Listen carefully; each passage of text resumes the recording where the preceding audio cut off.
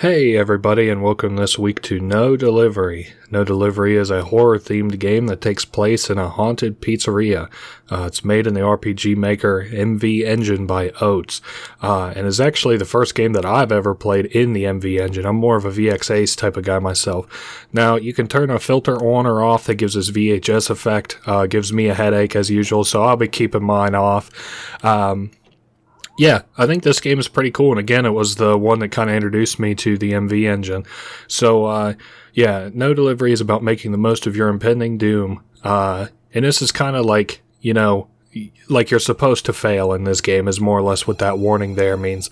So don't be afraid to fail. You'll retain your items, you'll lose your employees, there's no leveling system necessarily, so you don't have to worry about, failing anything. Anyway, we have this introduction here. We're at a Stazzoni pizzeria. This is a red-headed lady who's taking a order, and we're going to be the orderee. And she says, "Let's start with the dough. Which do you prefer?" "I like a thick crust myself." And she says, "Correct answer." There we go. Anyway, again, this is like a sort of like a roguelike a little bit. I'm trying to think of all the tags that are actually on the store. I played this game years ago. I think it came out in 2019, and I bought it that year. And I was surprised it didn't get quite as much traction. Anyway, I decided they were on a pepperoni pizza, and she asks if that's all right. And we can say yes. And she says we have, all they have is pepperoni. So whether we like it or not, we're getting pepperoni. What a weird thing to say whenever I say I would like pepperoni. Anyway, so we're like, she asks when we're going to come by and pick it up, and we're like, "Well, what do you mean? I'd like to have it delivered." And she says, "No, we don't do delivery. Sorry, there's no delivery." Oh, the tagline of the game. Very cute. Anyway, so it looks like she's talking to us directly, the player. Yeah, you there. Who, me? You're hired. So that's kind of the namesake of the game a little bit. No delivery. You're hired, and we get started with this training video. So it's going to teach us how to play, I'm pretty certain. A few fundamental elements of all employment, of employment all employees should know. So we got 3 stats for every character in the game. First is professionalism. These are like kind of describing how they fit in a job setting, not necessarily in the game setting. I'm not entirely sure. Competence is the second one. I'm not entirely sure what these serve as far as functions in the game, other than you do things better the more of these stats that you have. And the third one is fun. So, again, I have played this game before. I played it a really, really long time ago. It's got a lot of endings. It's got a lot of secrets to it. It's really cool. This is going to be a more or less 100% playthrough. We're going to be playing all the way to the end. And then we're going to be doing the little extra thing, which I'll describe once we actually get to it, but it's a little bonus game that's associated with this game. And yeah, so this is important here. In the unlikely event of an employee termination, all items and funds of the previous employee will be passed to their replacement. So again, that's the part that is retained between deaths. Unfortunately, you do have to pay like a death tax, essentially. It's called a severance fee. And this is who we get to play as first. So how this works, and you'll see it here on the screen now, we've got all these different boxes, and we go through them in order, if that sort of makes sense. So we can keep going or call it quits at any time. I'm just going to keep going until we die. Let's see, we've got a little, like a wet floor sign and some blood. So I don't think we have a broom, unfortunately, so we'll have to spend a bunch of our health to clean up that wet floor sign. And again, dying is part of the game. So, this looks like it might be our first enemy, a twitching trash bag. Now, the first time that I played this, I didn't actually run into too many enemies. Yeah, we've only got 1 HP, and our only option is to escape. So, I would say pretty well that we're going to almost certainly be eating it, and be eating it very soon we will. Oh, hey, here's a hobo. He asks if we work here. He's got an offer for us. Unfortunately, we don't have any money, so we can't take him up on any offers. They've got merchants all over this place. Not all of them are necessarily hobos. This is a animatronic, and we could clean it for a health boost, but I don't have any brooms on me. Again, I'm pretty sure that you're supposed to eat it pretty early. Like, this is another vendor, I'm pretty certain. We can look at the menu here. It's like all pizza, but you know, we don't have any money with which to buy stuff. So again, kind of like a slow rolling start a little bit. There we go. Maybe this will kill us if I go to use our hands. No, it looks like we have like a minimum amount of HP that we can have from doing that, which is fair, because I would hate to die because of a stupid overworld thing. Well, yeah, I guess that is overworld. It doesn't take place in a battle anyway. I'd be very surprised if we made it to the end here, because then we'll surely get destroyed, because, we can't beat a boss just by trying to escape. Ooh, this is nice. So we can pick up trash. Trash is, we can use for skills, like our combat skills, you can imagine. We can also trade it in for money to buy items. So I would say, if I had to guess, this guy is probably going to kill us. So we try to escape, can't escape, and he hits us with one attack and we lose. So this is teaching you that, like I mentioned several times, you're supposed to lose. You get better with every death, sort of. I guess you could get unlucky, but here's our notice of termination, and then our severance fee. We lost $50, like we had any money to lose anyway. The charade for the child continues. The establishment beckons. All debts must be repaid, but today is not that day. So it actually gives you, I think, $50. I'm not sure why. That seems to happen with certain deaths. I think if you die and have no money, it will give you money, if that makes sense. So it just re-rolled us a new employee. We've got the mascot employee, who appears to be a dog. You can see a few things here. Those stats that I mentioned before. And then in addition to that, we have liability, which is a random ability, positive or negative, given to almost every employee. And this one gives us +1 into professionalism. So our stats are basically 3, 1, 3. Our fear level is chill, which I think only affects if we run into mimics or not. And I'll show what those are whenever we run into them. So I mentioned the overworld before, but it's probably more apt to call this the overworld, the actual pizzeria. We have a bunch of things we can interact with here. This is where it's an imprint of a stool. We can't do anything with it right now. We're automatically picking up trash. There's some trash there. But we're just kind of interacting with most things in the environment. Let's see. We got a razor, good. And then we got another piece of trash there. And what we can do with these trashes, if we felt like it, is give it to this trash can. He'll trade green stuff for trash, obviously money. So now we got $72 in total. And this is a vending machine, which we can buy stuff from. I guess I'll buy like 4 pizzas. We can also take a look at our skills here real quick. It looks like we could use pizzas to deal some damage or recover HP, or we could use trash to make an enemy nauseated. This door is locked, and this here we can't interact with because we don't have a broom to clean that up with. We can use the razor on these caution tapes to cut that wide open. And then you saw a red hand sticking out of the toilet.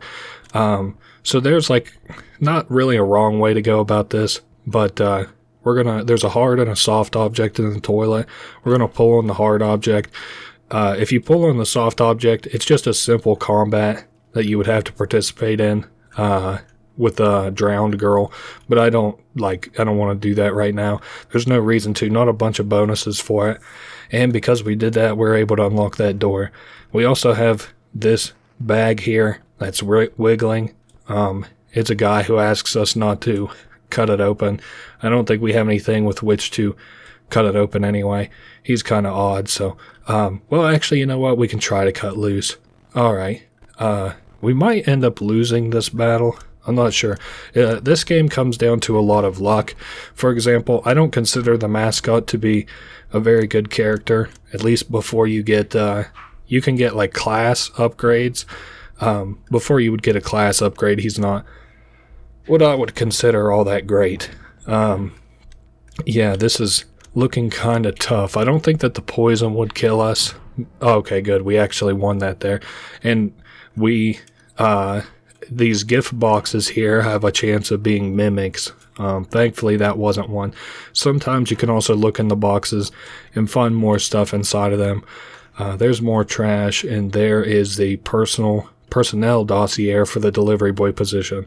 So this just adds either an upgrade to a class that you already have. Like if this had said mascot on it, it would give us an additional skill to our mascot, or sometimes it will add a new character to the roster. So this is a foldable stool. We can go ahead and take it and head back into here so that we can clean up this mess with the broom that we have. And then you see these here. These are very important. They're chalk outlines. We can interact with them to unlock new characters that get added to our party sometimes during the little dungeon excursions that we do. We can go ahead and put this stool in here. I'm not going to go into there just yet, but just know that that's one of the earliest dungeons that we're going to participate in. We can go ahead and go inside this vent to explore the rest of the pizzeria. First, there's a little, I don't know what you would call it. I don't know if you would want to ever turn back. I don't know that there's a penalty for turning back, but just keep crawling forward and you'll be fine. It's just a little, scary sequence. You can see a clown down there in the bottom right. There's more stuff to buy here, but I don't think there's anything. Oh, you know what? Actually, let's go ahead and take a bunch of brooms. Brooms are really good in this game.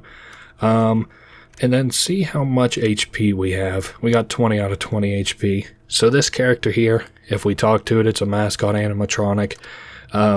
It will ask us to, if we find any of its partners that are dirty, to clean them up, please. And if we do, we'll usually get something good in return. We can get a couple HP restores from this girl, so I'm not going to use those just yet. They are limited. Ooh, we're getting a call on the telephone. Let's see who they are and what they say. Hello. Classic. I don't remember what this person says other than maybe just a quick welcome. I guess all employees have shared responsibilities. These include maintaining cleanliness. Man, this is bringing back memories of just working some shit-ass minimum wage job where they're like, oh yeah, all employees have the responsibility for $8.75 to keep the whole store running. Anyway, he doesn't really say anything that I consider to be overly important. Besides, it was all part of a script anyway. This game is kind of cool because I think all of these games take place in like a Oats universe. Oh, hey, a venue is unlocked. We can return to the manager's console at any time through any phone. So what that means is we can take this phone, click on it to go to the manager console, and it'll return us to this screen. The game saves automatically, but you do only have one save slot, so be careful overriding it. We can start a night shift and choose where we would want to spawn. Obviously spawning in the lobby because that's where we were before. And we're going to pick up some randomness and that shit all around the establishment. So, you can fight these overworld balloons. I'm going to just show this to show why I don't fight them. They drop stuff that would give you money, but the issue is they take a bunch of your HP. You would have to find a healthy balance between the two, I guess. I consider it kind of redundant, so I don't plan on doing it. So, an advertisement for late night television. Catch useful advertising tonight, Channel 42 and Channel 56. You can remember those channels. Oh, there goes the red guy. You can remember those channels, and we can access them later on through a television, but it won't be for a good little bit still. To the east here, we have, more dishes that we can pick up firstly, I suppose. It's worth it picking up all this stuff because either A, you can use it for skills, or B, you can use it to sell. We can also get rid of that to go over here and see if there's anything good in the gift box. And it looks like there was 2 bullets and 2 trash. So we've been getting pretty lucky on the gift boxes that they're not only not bad things like mimics, but also that we've been able to dig in them twice, which you can't always do. I don't think we have any money. No, we're broke, and that animatronic takes money, so we're not going to mess with it for a little while. We can now go to the west side of things. Again, reason that we're doing all this overworld stuff instead of like immediately diving into dungeons is because the more sort of work that you do in the overworld, the better you'll perform in the dungeons. So as long as we get most of the overworld stuff done, we'll have no problem in the dungeons. So here's a little red guy. I like the look of him. I guess he appeared in the game before this. It's weird because on Steam anyway, I think the order of release for Oates' games has so far gone his second game, his third game, and then his first game. So that's kind of funny. Anyway, so this character says a lot without saying a lot. He just basically says you don't want to end up like the last guy or the guy before him or the one before blah, blah, blah. I wonder how long you'll last. So this is a cycle. Anyway, he won't really say anything too important. He does give us a quest here sort of at the beginning. He wants a cheesy bar. Last time I saw one was in the arcade. So there's, I think, 2 cheesy bars that we can get in this game. The first one is here in the arcade. Oh, it sounds like we're getting another telephone call. Who is this one from? Welcome to your first night on the job. I don't remember this telephone call. He's going to give us the lowdown, though. Do your job when you clean, go deep, but not too deep. No one's coming after you. Damn, this sounds like me giving some tips. If you see anything strange or suspicious, stay away from it. Anyway, pro tip, don't ask too many questions. Hey, that sounds about right, I suppose. Anyway, ooh, we got a new venue unlocked, which means that we can now use this as a teleport, so that's cool. Personnel dossier for the waitress position, so I believe that gets added to our employee pool, or upgrades our employees. There's nothing else to interact with back there. It doesn't look like. This girl, I'm pretty sure, just lets you insert tickets to buy prizes. The prizes, I've seen some people say they like a lot, but I don't really care for them. We can buy with money ticket tarts in here, which is a heal and gives us tickets at the same time. I don't really want to do that right this second, though. We have another mess to clean up so that we can grab some more plates, and it looks like some prize boxes as well. Firecrackers. That one was a mimic box, but that's okay, because I think we can hopefully beat this one with not too much trouble. I don't think that I have anything that's... Well, you know what, actually? Let me throw a firecracker at it. Maybe we can make short work of this guy. I might have to throw 2 firecrackers. So we just got a status effect there, which makes it easier to hit us. It also makes us more prone to critical hits, but that's fine because the mimic's dead. And we just made $50 and got 2 ammo, got a pop rocks and a firecracker. It doesn't look like, oh, there is something in this gift box. 2 more trash. Looks good to me. I think there's a trash can in here. Yep, there is one right there. I'll try to sell my stuff to it in just a minute. There's this guy in here. It's a crane game, and he asks us to help get him out of the crane game.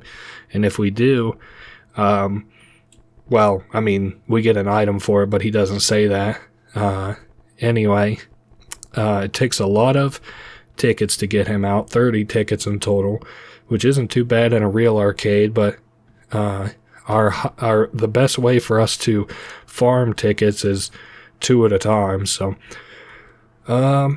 we've got this, which is another dungeon, but I don't want to enter it just yet. Again, I kind of want to do them in order. Well, there isn't an order. You don't have to do them in order, but it makes things easier for me. I also prefer to sell those instead of holding on to them. As long as we spend the money before we go in a dungeon, we'll be fine.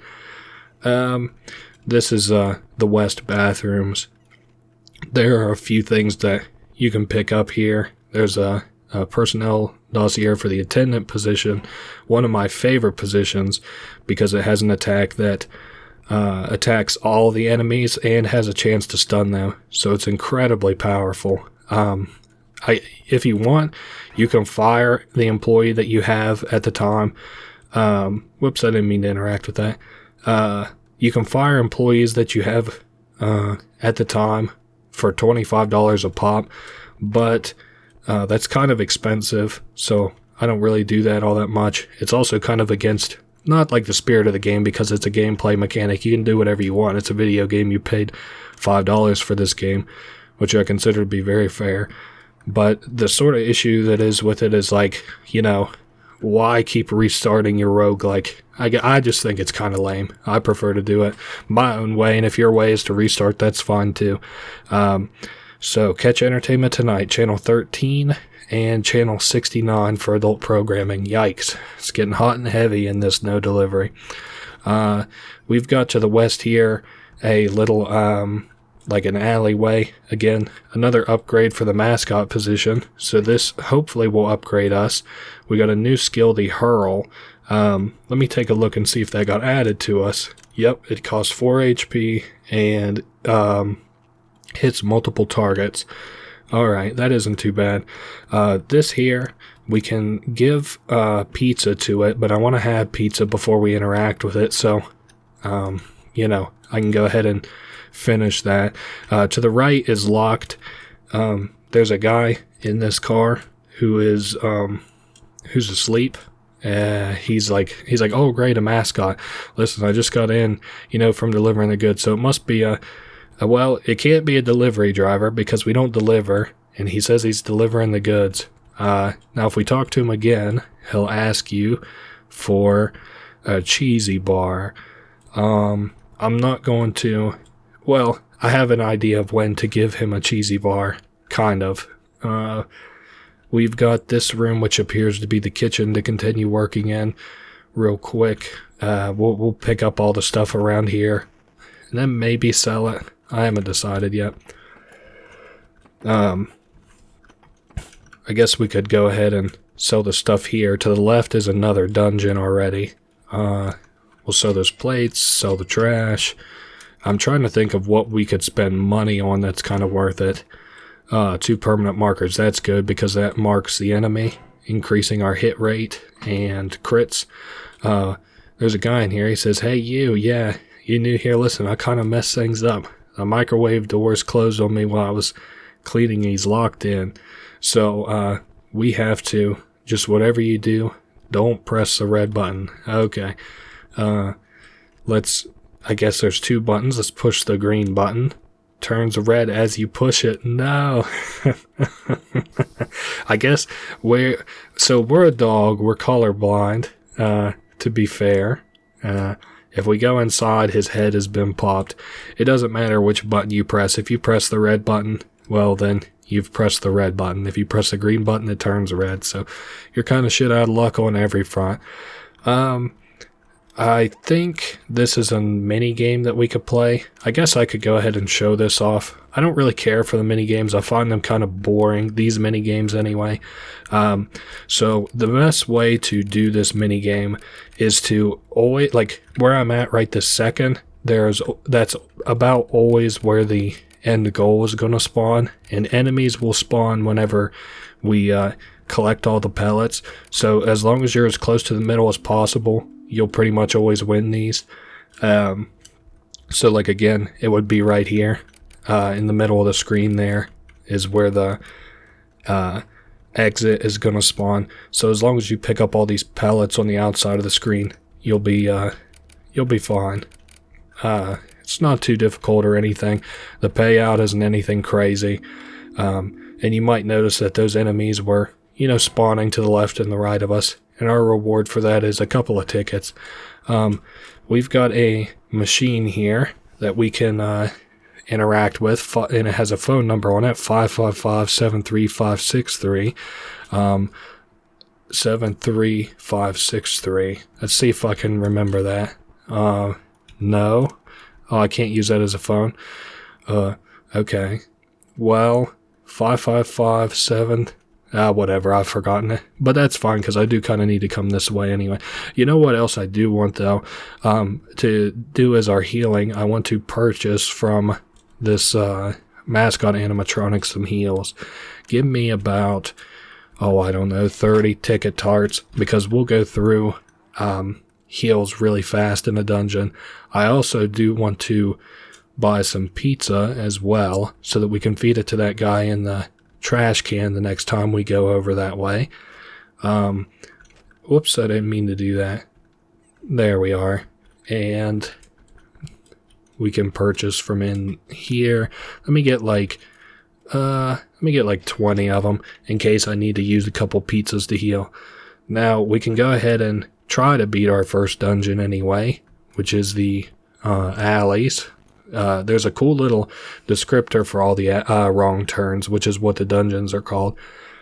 You took a wrong turn and found yourself in the outside of the restaurant. Some alleys around the pizzeria are notorious. I'm going to just try and, I don't want to read this whole thing to you. You're not an infant. Management has long since abandoned the idea to clean up the areas customers don't see. Hey, fair enough. An efficient management. You can't be too mad about that. So first dungeon, the alleys. This one's really short. You can see the variable difficulties up in the top left. Danger level 1, so this isn't too bad. It looks like we're going to have to fight right off the bat, which is fine. We're in a little bit better position to actually fight this enemy than the one before. Also, we've got an attack that hits everything, so that's good. I'm thinking here. I guess we'll just maybe do food fight. Let's see how much damage this does. Nice, we were able to knock it out. Cool. So, we got that fight out of the way. We can go ahead and heal with a ticket tart. I heal after, sometimes after every fight. It depends on how much damage I got. This character uses their HP to attack, so I find it, more apt to look inside. I find it more apt to, heal every time. Now, I'm not usually going to fuck with these gifts that we find along the way, because more often than not, they seem to be enemies. We can go ahead and clean that up with the broom. And it looks like we're very nearly at the final area, which, oh man, we just have to clean up this mess and call it a day. Is that what it is? Night shift over. Good job. Now, these ones where you don't get like a big reward at the end of them, you get like a little daytime, I don't know, it's like a mini game. You have the opportunity to get some bonus stuff here. So basically, like a kid knocks over a trash can. Do you clean it up with a broom? Sure, why not? I don't know the rewards for all this shit. Parents are complaining that all the trash cans are full. I'll just apologize and clean up the trash cans. We got 3 trash, 2 dishes. Fair enough. That's like $11 worth of selling stuff. And I have, it's about a kid saying that there are trash bags dancing in the bathroom, and we just asked them if they're any good. They say, of course they're good. They're doing the worm. Thank you for your service. So we beat the first dungeon. You can also fast travel to dungeons you've been to by going to the wrong turn menu in your little menu thing there. We can also, once we beat a dungeon, do a harder difficulty version of that dungeon and get a better reward. This one gives us the alleyway gate key. I will do that eventually. We're just not quite ready for it yet. So let's go ahead and start our shift and let's do the arcade. I think that's the next accessible one for us anyway. So I'll start in on this one here. This is our next dungeon. Another wrong turn. This one's arcadey themed, so that's kind of cool. Hopefully we'll run into an ally here. This is danger level 2.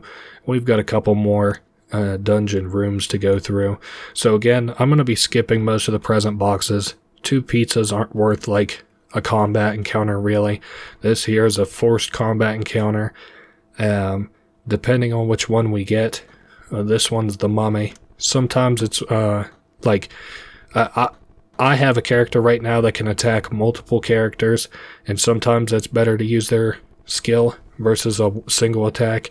This is in binary. I don't know binary offhand, so anyway, I just do basic attacks on these guys. They only have 1 HP, so you knock them out pretty easily. Don't bother to use skills on them or anything, or you'll be wasting your equipment and I guess your items and stuff, or HP if you use a HP attack. And we just got a couple tickets from that, and that's one of the first ones done and over with. Oh, hey, I don't know this guy. Maybe he'll sell us something. I've never ran into him in a dead end or whatever, a wrong turn. Yep, it looks like he's selling food and ammo. I don't really need either of those right now. Ammo is extremely good for characters who use it, but this character does not use it right now. Hopefully we'll get a security guard or something. Welcome to the Blank Pizzeria Training Program. Please refer to the module for options. How about professionalism? And I actually know the answer to these, but we did not look these up. I ordered the diet blank, not regular blank, but you just ran out of diet blank. What do you do? Give the guest a regular blank. You are correct. Wow, funny. I'll show those notes if I can remember it, but they tell you how to handle belligerent customers, and they're all really shitty advice, basically. They're like, a customer wants something. Do you offer them, or you don't have it, do you offer them an alternate thing? Do you get them the thing they want? What do you do?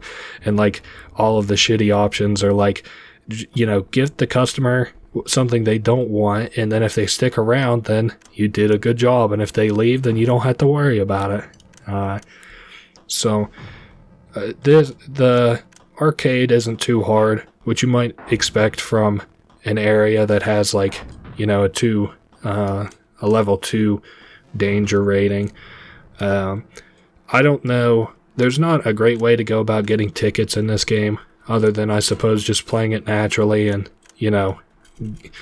I think you need 80 tickets outside of characters who use tickets for attacks in order to do all of the stuff in this game, if that makes sense. I guess we could go ahead and clean this mascot up, or animatronic up, and then I think she'll give us a heal. Yep, and she disappears. Alright, well that was nice enough. Let's keep going. Man, another fight. Fair enough. I was hoping to run into recruiting that drowned girl. Welcome to the Blank Pizzeria Training Program. Let's see if I do professionalism again. Oh, nice. We can just get away with answering the same question as before. That's very easy. I like this game because it doesn't include EXP either, so you don't have to worry about leveling. You'll never have to grind or anything really.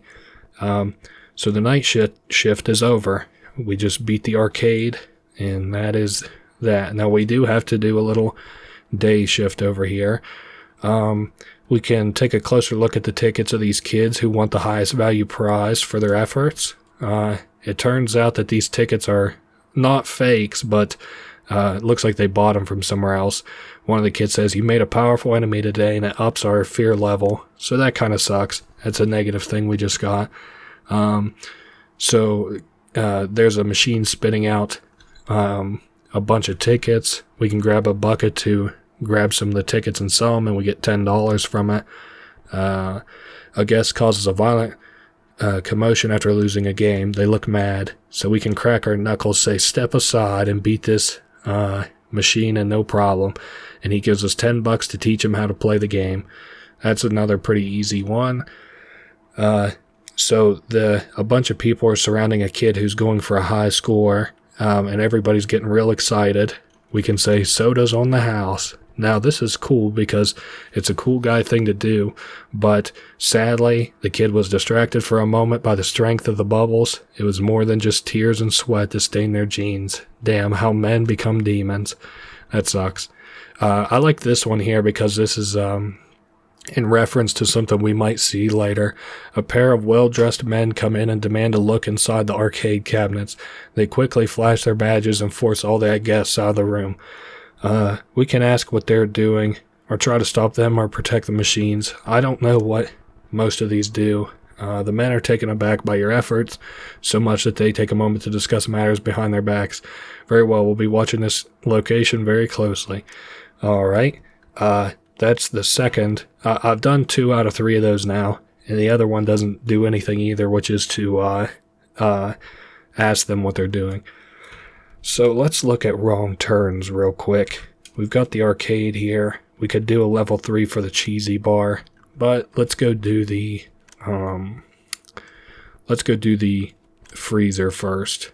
Begin the night shift. Let's go over to the arcade, which is the nearest place to the freezer. It was all the way to the west in the kitchen, I believe. I'm trying to think. We can also go to the ball pit too, which isn't too difficult. This might actually be a level 3. This is again, this is the freezer. Wrong turn. It's not too hard, I think, even for a level 3. I guess we do have to kind of get lucky a little bit. As long as we don't run into too many combat encounters and we get lucky at the boss. That's kind of the namesake of the whole game, is just get lucky. I don't mind spending brooms, for example. Like if all these were broom rooms, that would be just fine with me. Oh hey, look, there's another broom. Even if we don't have a broom to do it, to clean it up with, we still have a bunch of HP healing things. So here's a man with what appears to be a bag on his head and a pustule beside him. The best way to handle these guys is to focus fleshy mounds right off the bat, and then they'll pop and deal damage to all the enemies, and then you just run them down after that. I guess I'm gonna keep using pizza for damage. I don't see a reason not to anyway. Yeah, this is just a kitchen worker we beat here. We get some dishes from him. It looks like we can handle pretty basic combats. We probably can't beat any big bad bosses or anything, but we're not doing bad either. So here's another enemy. The same way we'll handle him as we handled the last one. Attack these fleshy mounds. Unfortunately, it doesn't look like we hit that one with quite enough damage. So we'll go ahead and do the hurl here, and then probably try to heal right after this. Now don't kill me, thank you. I'm going to use a couple of ticket tarts to heal myself. Get out of this kind of rut that I'm in. He has meal prep, which gives him counter, which means that whenever we attack him, he'll attack us back. So I'm going to heal for another turn, and then his counter should be gone, and then we can attack him. None of the enemies in this whole game are overly deadly. You can usually beat him without too much trouble. Is he outspeeding us? No, he just didn't do anything last round for some reason. Okay.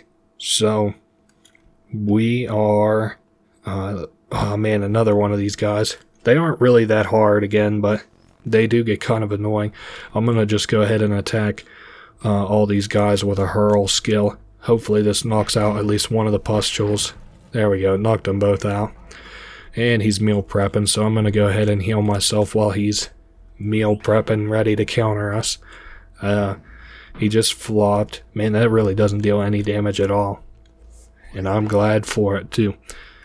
So, oh man, he just got ready to counter again. Is there anything else that I would consider doing? Maybe I should just throw a firecracker at him. I don't think it'll kill, but yeah, it got kind of close. And he still isn't, like, that must not trigger an attack, so that's really nice. We'll just do a pop rocks. Hopefully that kills him. Nice, it did. We got $9 and some dishes. And how close are we to the end? We still got a couple more random encounters to go through. I usually don't run into too many enemies on these things, but we must be kind of unlucky this run. Maybe sometimes you don't even know, like we might not run into any more enemies for the rest of this dungeon. And this is I think this is one of the ones where we only have to run through it once, so that's really nice. And we're getting a lot of tickets out of this as well, so we'll be able to hopefully be able to do that claw game machine. Hopefully. We'll see how many tickets I have at the end of this, but I would say, again, we'll need 80 in total at least to like get everything that there is to get. Looks like he just tried to counterattack and missed, so that's kind of sucky for him anyway. Oops, he counterattacked and missed. Man, we're just both missing like crazy right now, aren't we? At least his counter is gone, and he's gone, so we beat him. Again, hopefully we don't run into too many more enemies. We've got 4 more squares to go. We could sell stuff to this guy. I don't see why we wouldn't go ahead and do that. 2 trash for $5. I guess fair enough. Bring more soon. I'm not going to sit there and keep feeding him 2 trash for $5 at a time. Oh, nice. Another enemy. I guess I probably could have went for a heal there, but it's not that big a deal. Yeah, we got 17 HP right now. So, spend 5 of it to blow up those pustules. And he rise. So, we'll heal ourselves. I keep meaning to check how many tickets I have whenever I go into the item menu there. Let's see.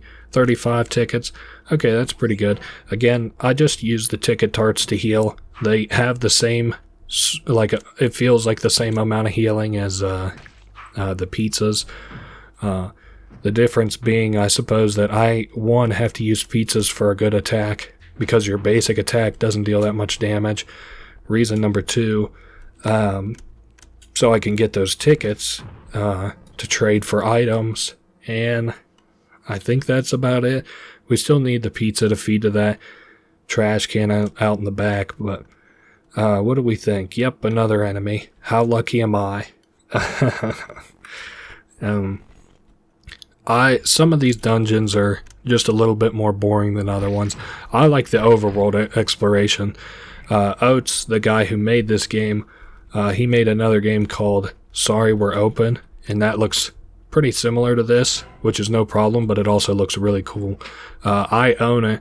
I've only played a very little bit of it, though, so I want to play some more because it looks cool. And then I kind of want to play the game that came out before this because it's got some kind of storyline elements that are that bleed over into this game that I apparently don't understand. So this game also has like a website around it, based around the pizzeria here, where you can find this secret game that I'm going to show at the end of this video.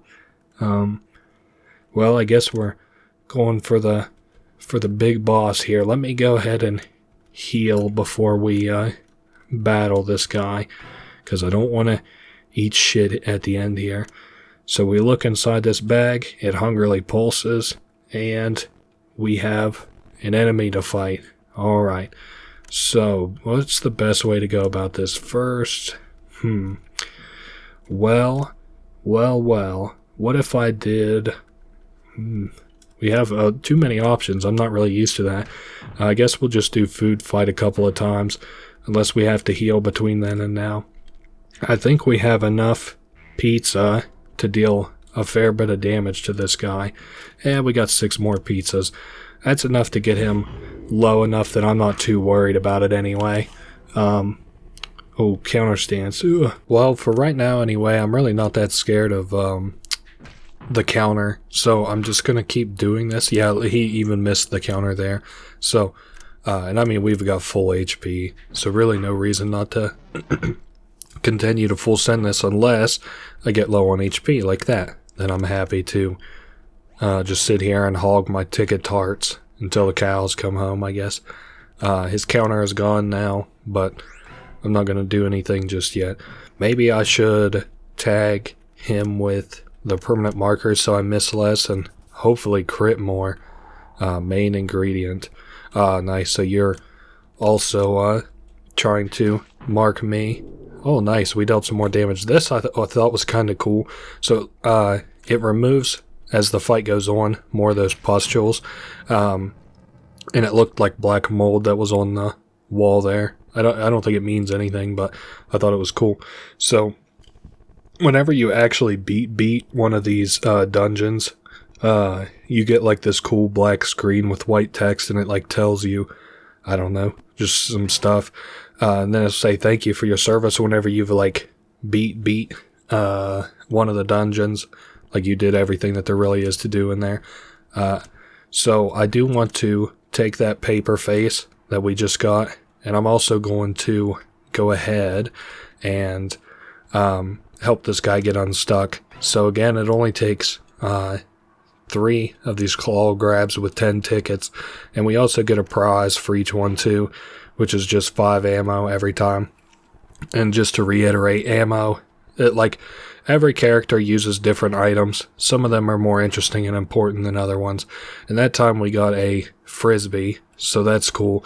Now what the frisbee does is it acts kind of like a higher damage throwable item, infinitely. Like you can throw it an infinite amount of times, but it has a fairly high chance of missing. So you just combo it with a couple of things, and it becomes a lot more useful. I'll sort of show that off because that's like an early to mid game strategy I like. So you take the paper face, put it on this guy, the guy that we killed earlier, unfortunately, and he will, well, he also gets added to our squad once we get to see his chalk outline. So this is the rustled chef. Are you kidding me? So yeah, we have him unlocked as a possible party member now. I know we haven't seen any party members yet, which is kind of unfortunate. Like, because you grab them as a random encounter in dungeons. We'll have to see him, even if we get really unlucky in these things eventually. So I'm going to buy 10 more of these, and then I have a couple of items that I have plans of purchasing coming up on the east side here. We're kind of like dungeon cleaning a little bit, if you want to imagine it like that. Like we're going to go through and do the hardest of all these dungeons and stuff. I think this is another dungeon that just starts out the hardest. So this character you have to give, I think, $20, and then it gets fired up, or maybe it's 30. Yeah, $30, which I guess makes sense. And we get another store because we paid it money. Now, this character has it has the best item in the game, I feel, which is soda. And then I also like the permanent markers as well. Mint gum is alright, but it's really not worth going out of your way to buy. I guess we can go ahead and do this dungeon here, which is the playground, I think. Yep, the playground. Excuse me. Yeah, it's another longer one, more difficult one, but it's not too bad. So this is an enemy. Hopefully we don't run into too many enemies. This here is sort of a special one, a special encounter. So all of these balls have 1 HP. But they'll all attack you, but one is considered the enemy that you have to kill. So literally what I'm just going to do is hurl and hit them all. So we were able to hit it. Basically, you could take your chances and hit one ball at a time until you hopefully beat it. This is sort of interesting. You can make your way to the end there if you're really, I don't know, careful-ish. I don't know the best way to sort of describe it. Like, you kind of have to get lucky and get him hung up on those ball pit things, which you can also get hung up on. So, I don't know. Again, it's sort of a mix of luck, sort of a mix of strategy. Sometimes I'm not able to tell which one of those things is going to be him, like the enemy that's in here. And sometimes, at least in my experience, the enemy doesn't even spawn this ball pit monster. And I guess this ball pit monster was maybe in the last game, supposedly, too. I should explain the little smiley face thing that we have now from the soda gives us 2 turns, which is crazy. We can do 2 things per round now. An incredibly powerful item. Wow. We were able to kill that, really, really easy. You don't have to worry about running into these other moving ball pits. They're not dangerous. Oh, nice. We can summon somebody. So once you run into body tape, you can summon one of the random summonables. And we just got the rusted chef. So and then we can continue on forward. Looks like we're going to have another enemy to fight here. Maybe this is going to be another easy one. I mean, they're all, the ball pit monsters are not particularly hard, so I'm just going to do the same thing that I did last time. The rustled chef works best as a sort of like a support, but that's the same thing is true for all of the characters that are not your characters. You'll also lose your soda effect if you get hit, but the soda also raises your evasion. So unfortunately we just seem to keep getting hit. So I'm just going to toss this sentient frisbee and hopefully kill this thing. The damage range for it seemed to be pretty high, especially with, critting and stuff. I'm going to go ahead and pop a couple of ticket tarts. Not that we're in that bad of a way right this second, but I did see that my mascot is low on health. And the rustled chef. Sorry, not the rusted chef. That sounds like a cool boss for a steampunk game.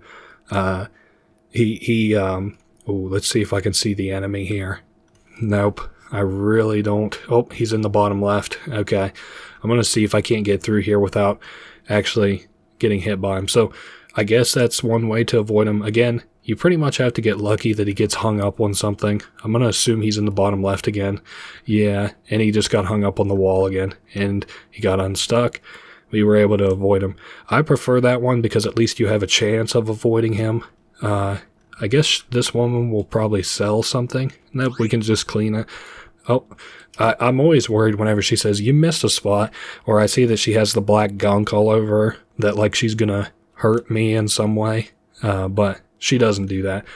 Also, I guess we're gonna need more brooms, because there's no way that I have that many brooms left. Yeah, I only have one, and sometimes you can get really unlucky and get like 4 or 5 spills all back to back. Wow, we just keep getting lucky on this one, and we got the drowned waiter added to our party. So each of the characters that you can unlock as companions all function a support role differently. This character, the drowned waiter that we just got added to our party, functions as though she were kind of like she can stun. I think she also has the capability to attack multiple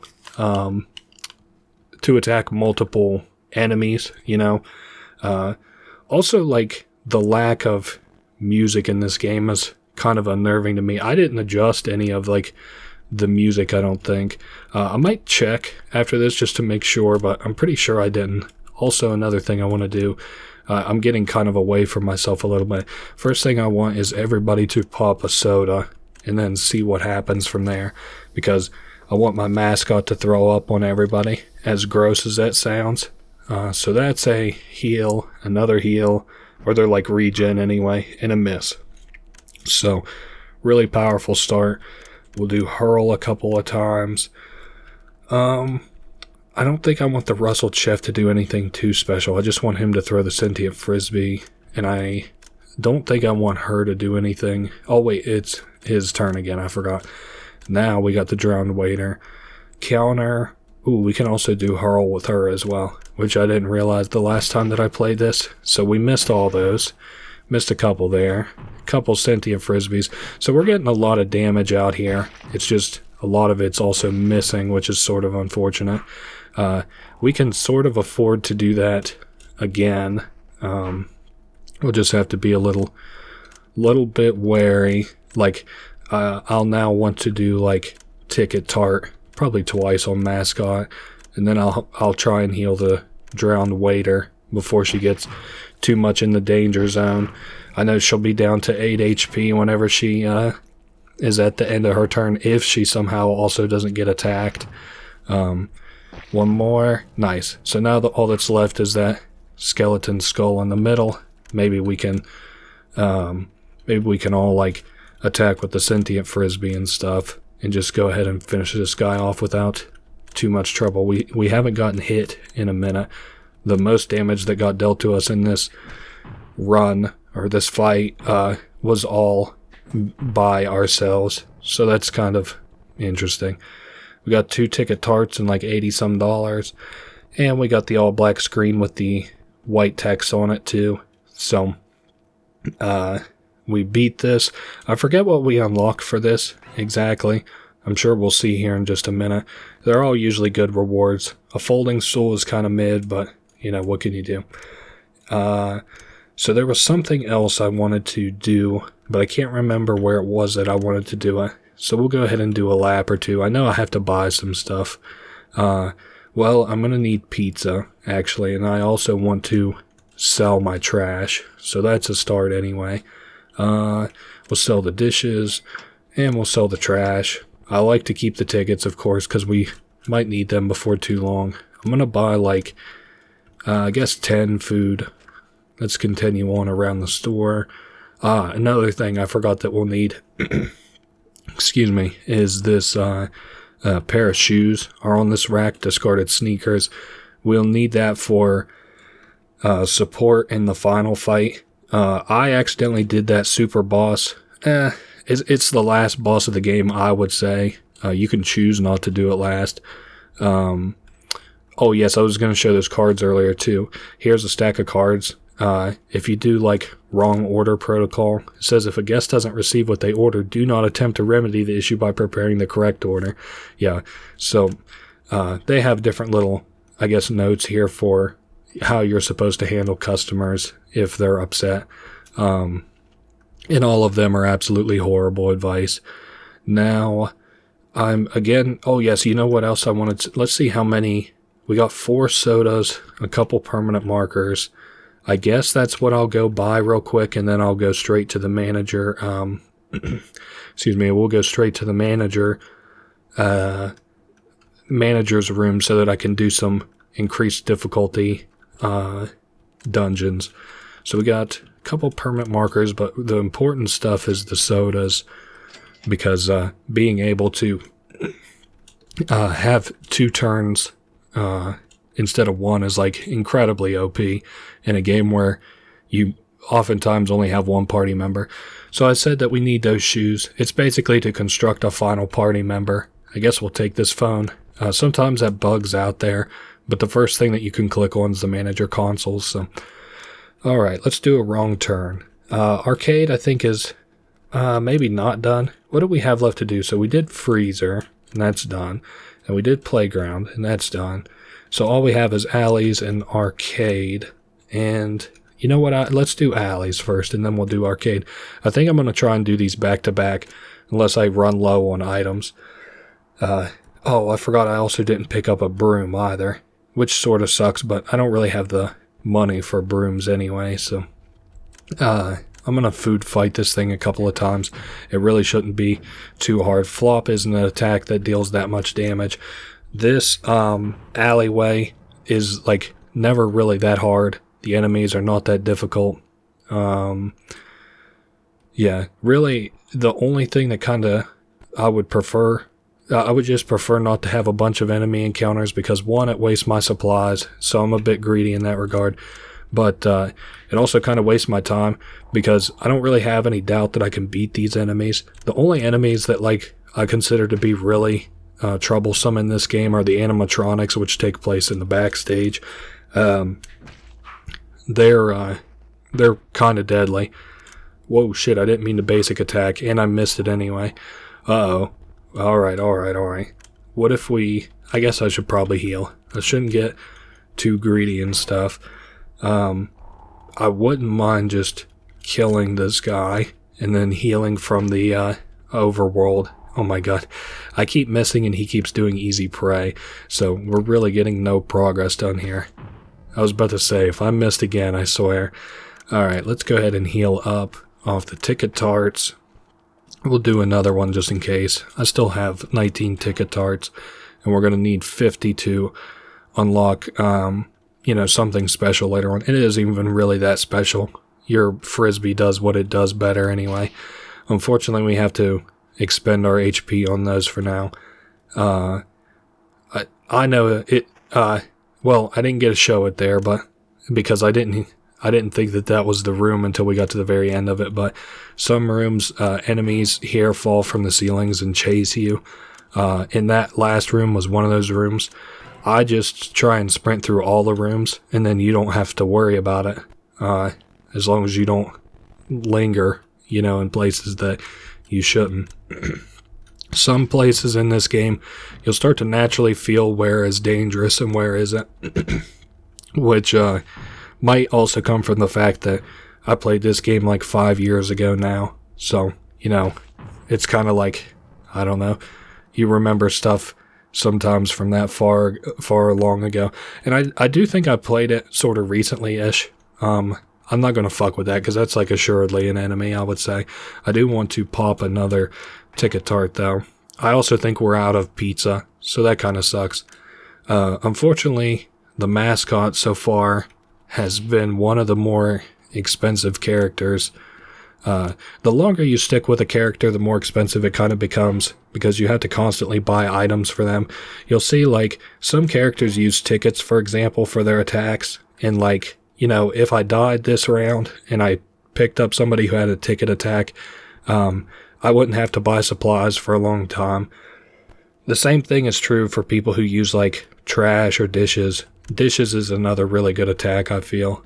I guess something else that I could do is just, like, mark this guy with a permanent marker so that our hit rate goes up on this frisbee I'm about to throw.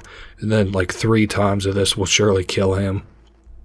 I say 3 because the damage, like, the difference between the amount of damage that you can do is, like, 2 to 9 damage with crit. We got 3 more spaces to go. Oh, hey, it's the hobo. I think I actually have money to buy stuff if you're selling good stuff.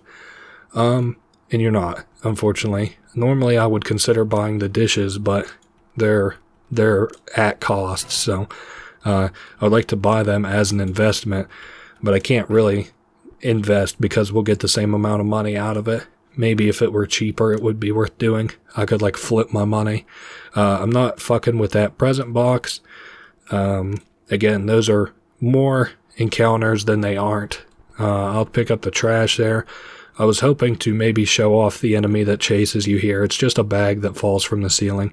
We also have an enemy or a final boss encounter here for this dungeon. And this trash can also reminded me that I have to take pizza out to the trash can outside. I'll have to try my best to remember that. Okay, so this enemy I've never really had that much trouble with, but as with all bosses, you should start by popping a soda. Nice, he missed. That's what we like to see. Permanent marker into sentient frisbee. I just had to think if I had anything else that was, better for me to use, and he just increased the chance of hitting me, so we'll probably get hit before too long. 2 sentient frisbees, that takes him below half, right around half. And as long as he wants to keep using easy prey, that's fine with me. This would probably be a pretty fun tabletop. Like, tabletop games that use small numbers. Not small numbers, but, like, not hundreds of numbers. Like, I don't have any problem with 40k. I think 40k is fun. It's just, it's a little bit imposing. I like sort of simple numbers. Even D&D sometimes gets into the little bit of a higher numbers. And then it's like, ooh, Dr. Dirk is scared of numbers above 50. So, once again, all black screen, white text. We have beaten this little dungeon now. Thank you for your service. And with that, we got an alleyway gate key. Now, what I do want to do, let's go to, I want to be in the restroom so that I can buy pizza, and then we'll go from the pizza out to the trash can. Let's see how many, let's just buy 10 to be safe. It kind of sucks. I didn't have this much trouble with money the first time that I played this game, or the time after that, but I seem to be struggling with it a little bit this time. I bet in the end game, I really don't run into that much trouble. Let me see how many of the essentials I have. Ticket tarts, we are kind of running low on, but I should be fine. Let's see. Soda is good. Permanent markers, maybe. That's fine for another dungeon. I actually think that we're okay. I might not buy anything this little go round. I'm kind of thinking if maybe I shouldn't play another employee. Well, it might happen naturally. You know, you never know. So this trash can, there's a guy in there that talks to you, and you can feed him a bunch of pizza, and then he'll eventually cough you up something good. Yeah, here for feeding, and he doesn't really, say anything that interesting outside of it. There's like a legend in this game that's talked about of like somebody who like kept seeing cool stuff in the Lost and Found and didn't take any until one day they took some, and then after they did, they went to the trash can outside, and it is implied that it like killed them. And I don't know that this is part of the that mythos or not. It doesn't really matter. Some of like the story of this game seems like it'd be kind of cool, but then kind of some of it doesn't really, I don't know, interest me that much. Since we're out here, I'm going to go ahead and use that gateway key. I know I said I'd do the other dungeon first, but this is fine. We have a gift box here. Inside is some ammo and 2 trash. We also have a place for a mascot. It's got a withered pedestal. Whatever was here before used to greet customers as they entered. So that's a thing of the past. We can also unlock the front door by coming out this way, or going in that way. Here's a personnel dossier for the security guard position, so that gets added to the pool. Unload, that's a really good skill too. Uses a lot of ammo, attacks a bunch of times. So then we have a outhouse over here as well. We can't, or I guess a porta potty. We can't really do anything with it right now. And then we're back inside. I think we're good to go ahead and oh, you know what? Something we can do real quick. Let's look at this business card that we just got from the trash can. 555-68117. So let's try and give that a call. 555-6. Sorry, I tried to type on my keyboard. 68117. Was it not? Let's see what we got. We reached the blank collection department as of whatever they're closed. And they say like, I guess it was a debt collection, department. And then like, if we owe you money, here it is. Thanks for doing business with us. So we got $100. I guess I should probably go ahead and run around and buy some little this and that stuff that I know that I'll need. While we have money, because if I die, I'll have to pay that out, and I'd just rather go ahead and have the items. So let's buy 15 of these. That's good. 3 of those. All right. And we're good for the next dungeon anyway. Most of these, like, dungeons aren't too hard. Again, the backstage one, like, your position gets a little precarious. See, this is a weird bug where it, like, doesn't show anything. And I don't know what causes that, but because it seems to happen kind of randomly. So the arcade next, right? Yep, for a cheesy bar. Some of the late game dungeons are also sort of shorter. So we're skipping that box so that we don't accidentally get a enemy encounter whenever I don't want one. And I forgot to pick up brooms, but that's fine. I guess, just depending on if I keep running into messes, I'll just refrain from healing up until I know an enemy encounter is coming. We just got the drowned waitress there too. See, like right here, wouldn't be much of a reason for me to heal up. Hopefully that didn't damage my, yeah, it did damage the partner, so that kind of sucks. That's essentially doing 20 damage every time now, but, oh hey, why not? Well, oh, that's not working for some reason. I guess it's probably because I don't have the third and final character unlocked, but I guess that's okay. Oh hey, this girl will clean us. I guess this is another good reason not to bother healing just yet. Oh, now that's really bugged. That's not good. Oh man, it's not that bad because this game, like, I've never had like a game breaking bug, thank God. Just little goofy bugs like that. So we are going to enter into combat here, those dangling wires. I forget what this boss is, or not boss, it's an enemy is called. Let's just do food fight. Dangling tendrils. It's not that hard or anything. Well, It's not that easy whenever you miss, but its health bar looks way more imposing than it actually is. It just stretches out to be the length of the enemy, but it still has reasonable HP. Like, so far we dealt 13 damage. Yeah, see, that was no trouble, really. How many tickets do I have? 51, so we have enough to buy that item I keep talking about. And again, it's not very good. It's just something that we need for, I'm calling it a quote-unquote 100%. I'm sure that I'm probably forgetting something, but I'm going to show, like, pretty much everything that there is to show in the game. Now, I don't think that we're... Yeah, wow, we got really, really, really lucky on encounters. I think we only had one fight out of all of those. Now, we are going to have a fight here, and for that, I want to heal up, of course.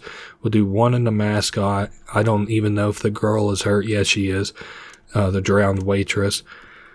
So, whoops, I hit the wrong button. Let's just use the ticket tart on her.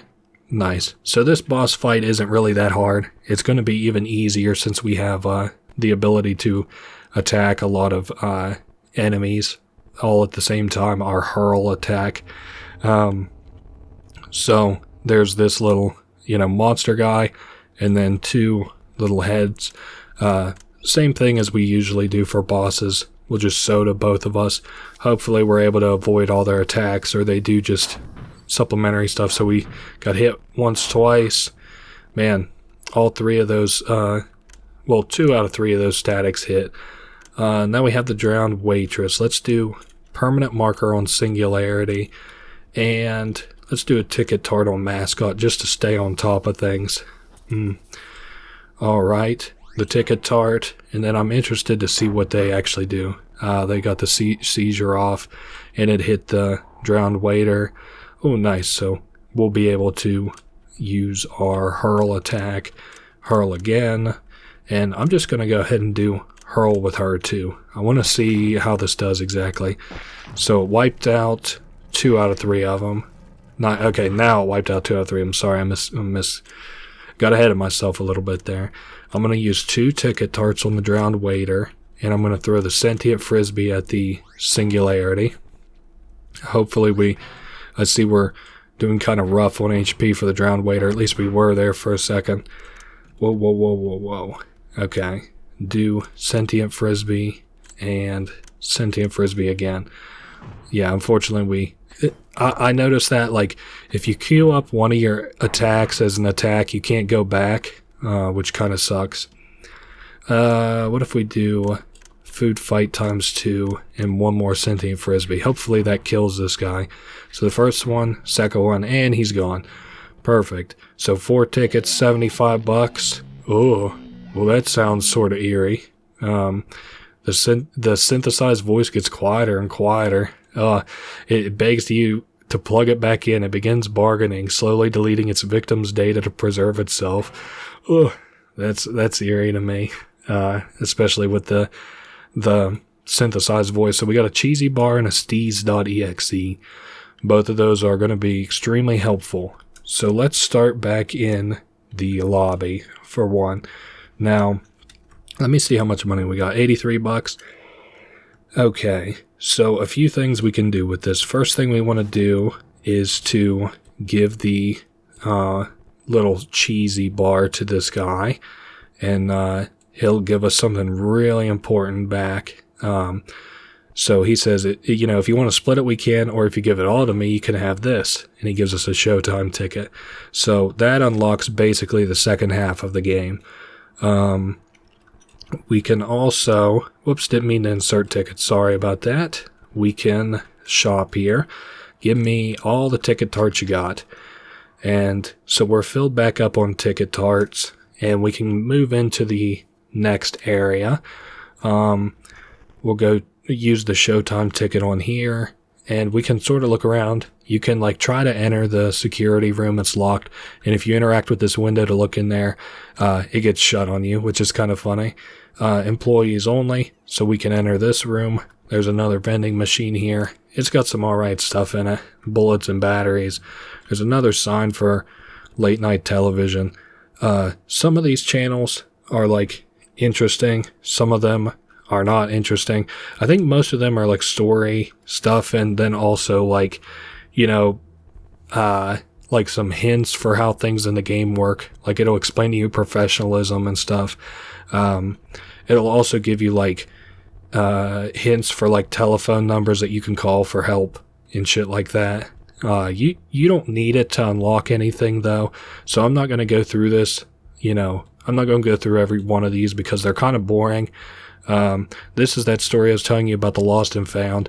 Basically, it started out with like small things, and then it started having really expensive things, and I don't know, something about the trash was eating these people or something. It's some exposition. Yeah, you bring offerings, and it kind of speaks in the same way as the trash can outside did. He's like, you bring food or whatever. Anyway, and that's also another problem with this TV, at least for me anyway. Maybe somebody who really likes this stuff doesn't mind it, but it goes on for way too long for me. Yeah, I got this game like years ago. So Alpha Beta Gamer, I think is what it's called, does like the like interesting new indie games. They're usually free, and they're like cool little things that he's like, or that are interesting. And there was a guy who was before him who did the same thing. I can't remember his name, and that's who I watched a video from on this game. So there's an old woman, and it doesn't look like she's breathing, but it turns out that she's actually just sneezing. So she's all right. Sorry about that. Just had to sneeze. You look new here. Did they hire a replacement already? Anyhow, great to have some fresh blood. So we found the best place to play hooky. Kind of crazy that they have this ancient lady working here, but yeah, there's nothing. Night shift's a little long, but watching late night TV never killed anybody, at least to my knowledge. Huh, wow. You might want to avoid Channel 13. That's like a ghost hunter channel. It's not really that scary or anything. We can use that foldable chair that we unlocked to access back here. I don't think that there's anything too impressive back here like for us right now. We've got some plates to pick up. We can't pick up that trash back there. We can talk to this hobo guy and trade him some rare items for another rare item. He doesn't sell anything. I guess he'll collect stuff that gets spit out back here. We don't have any items to trade him that he's interested in yet. We picked up that foldable stool, and we can go back here, and inside of this gift box there's another razor and 2 trash. So we got everything that there is to get back here for now, and we can continue forward into this facility. I wish I could pull up the map. I don't think there's a map for me to pull up, unfortunately, but you know, we've got this little, I like this little face up at the very top here. It looks like maybe I kind of approached it a little bit cattywampus. But I don't know. I think it's cool. He doesn't seem to be that mean. But I do think we fight him at one point, and he says, to endure such conditions for mere pay, you have my respect. But for trying to unearth the history within these walls, you have my pity. How eerie. They say that this place is cursed. And I was like, so having known most of the story now, I still don't really understand it. And it gets way more confusing, and I'm going to hold off on it until like the very end, whenever we explore the last couple of places that there are to explore. Beware the charade ahead. It is guarded jealously. Sure. So, we get opened up to this like main area. I guess I should have more brooms. You know what? Let's go do real quick. Let's go open up with the razor another, we'll go open up another one of those bathroom stalls, buy a bunch of brooms, and we'll go from there. So, yeah, the bathroom stalls were to the west in the arcade. I don't think that I had anything else here that I had to do that was that important. Oh, you know something I did want to do? Let's go ahead and open this one. And if we go inside, we can see on the right there's a kid with a TV on their head. We got a whoopee cushion in there. which is another one of those infinite items, and $75. Infinite attack items, that is. And we can't open this stall here on the far right, unfortunately. It's just somebody who says that it's like occupied, and they're like, oh, sorry, hope you don't mind if I hog this toilet. I just really need to get this out of my system. I guess fair enough. So I did say, yes, I want to buy brooms, even though I don't really remember where there are brooms to buy. I think it's this animatronic, maybe? No, it's not that one. Okay, then if it's not that one, I think it's the thing in the bottom right. So like the vending machine that's in here in the bottom right. Let's give it a shot. Yes, the broom, and I want to buy as many as I can, 15 of them. That's good with me. Hopefully I won't need any more brooms for the rest of the game. This isn't like a long game, but it isn't short either. I think we're going on like an hour and a half right now, so and I anticipate it being maybe right around 2 hours. So that was another mimic box. It's not too dangerous or anything. We'll just go ahead and food fight it, see where we're at. Looks like it's trying to grab us. We can throw the sentient frisbee at it. Nice. So we only have to hit it. Whoops, I didn't mean to do that, but that worked out anyway. And it had $50 in it, and 2 ammo, and pop rocks, and firecracker. So I don't think there's any more mimic boxes. Ooh, there was 2 sodas and $10. Yeah, see, there's like a lot of okay stuff around. Not really anything that's like jump up and down crazy good, but you know, a few things you can collect. 2 mint gum, and some more plates and junk to pick up around here. I like that place that we went to, that alley, and we literally just got we used a stool to get back there into the alley, and then there was another stool back there. And I think there's something useless here. 2 permanent markers. Not that impressive.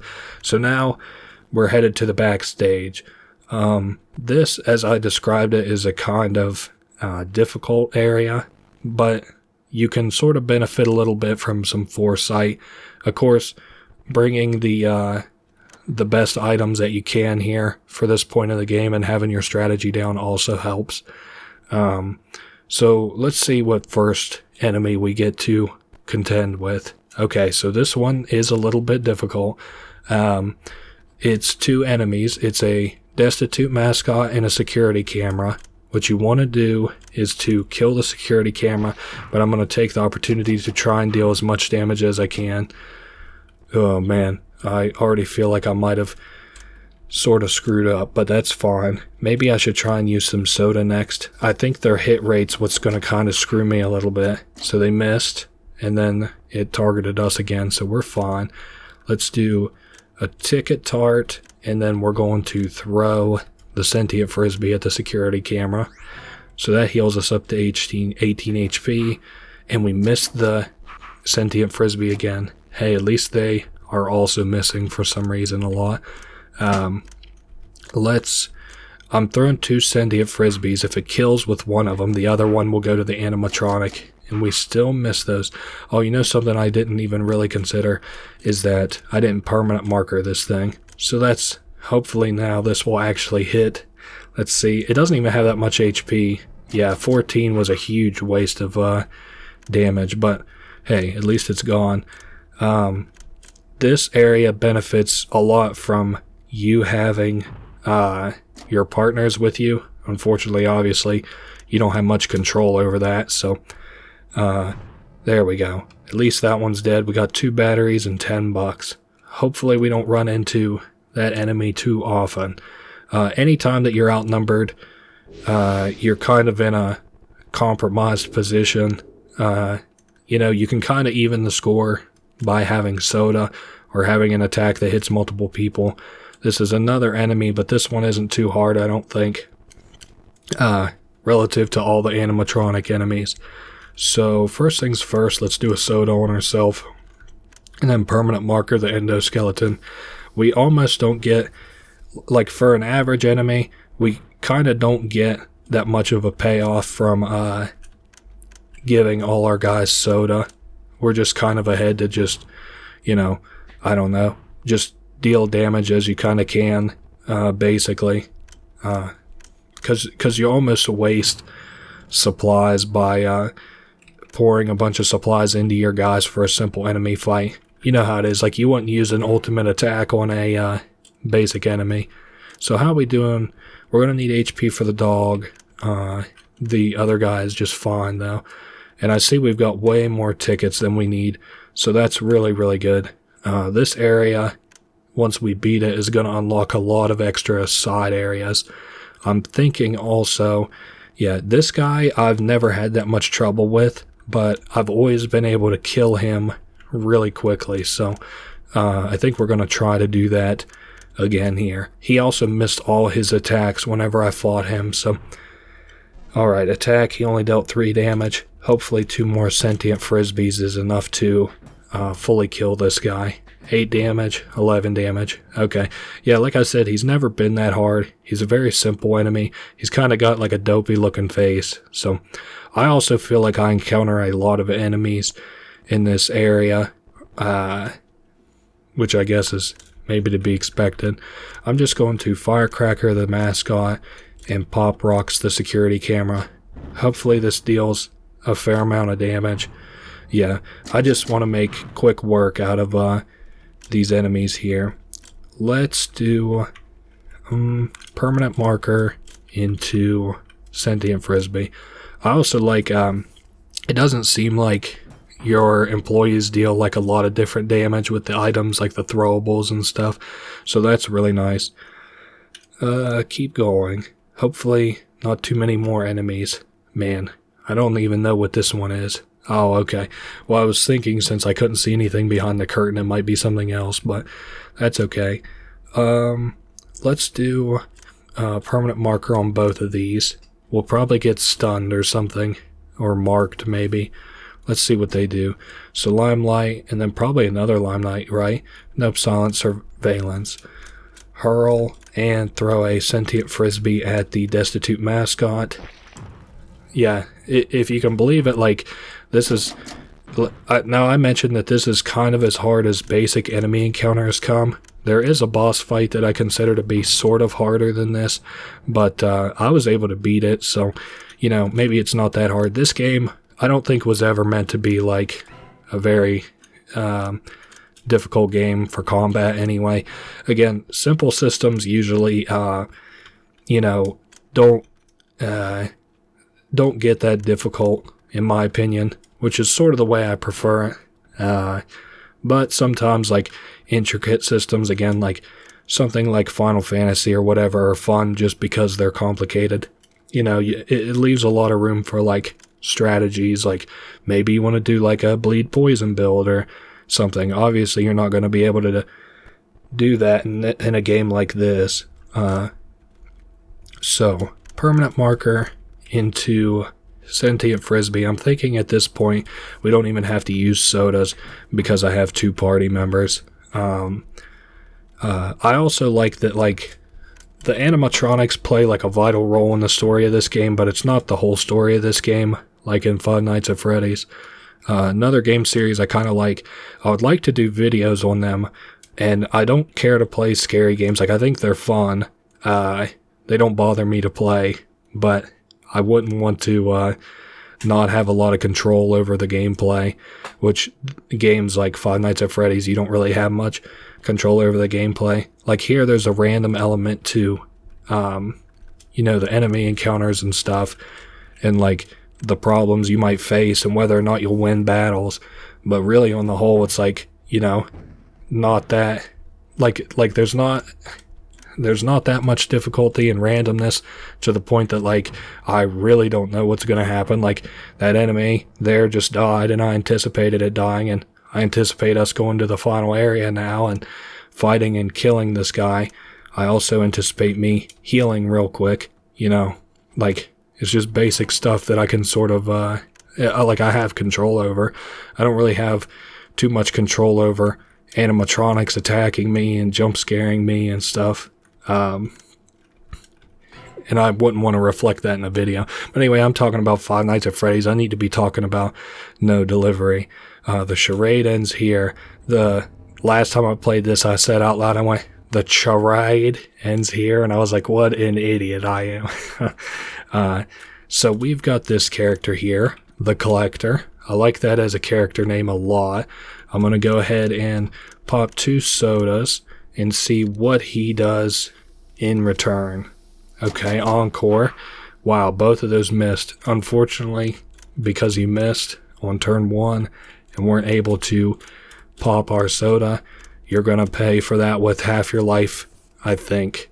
Let's see what ends up happening. 9 damage, plus 4, plus 2. Okay, a third of your HP, and you're going to pay with way more than, well, not even way more, but with more than that. Now that you missed twice in a row. 7, 14, Jesus Christ. The crits are crazy. 6 and 6. Wow, really easy boss that one is. Really, the enemies there way outclass the boss for that. So I know I'm not addressing a lot of the story here. I just kind of leave it on screen for a minute for you guys to be able to read. Severance fee is abolished.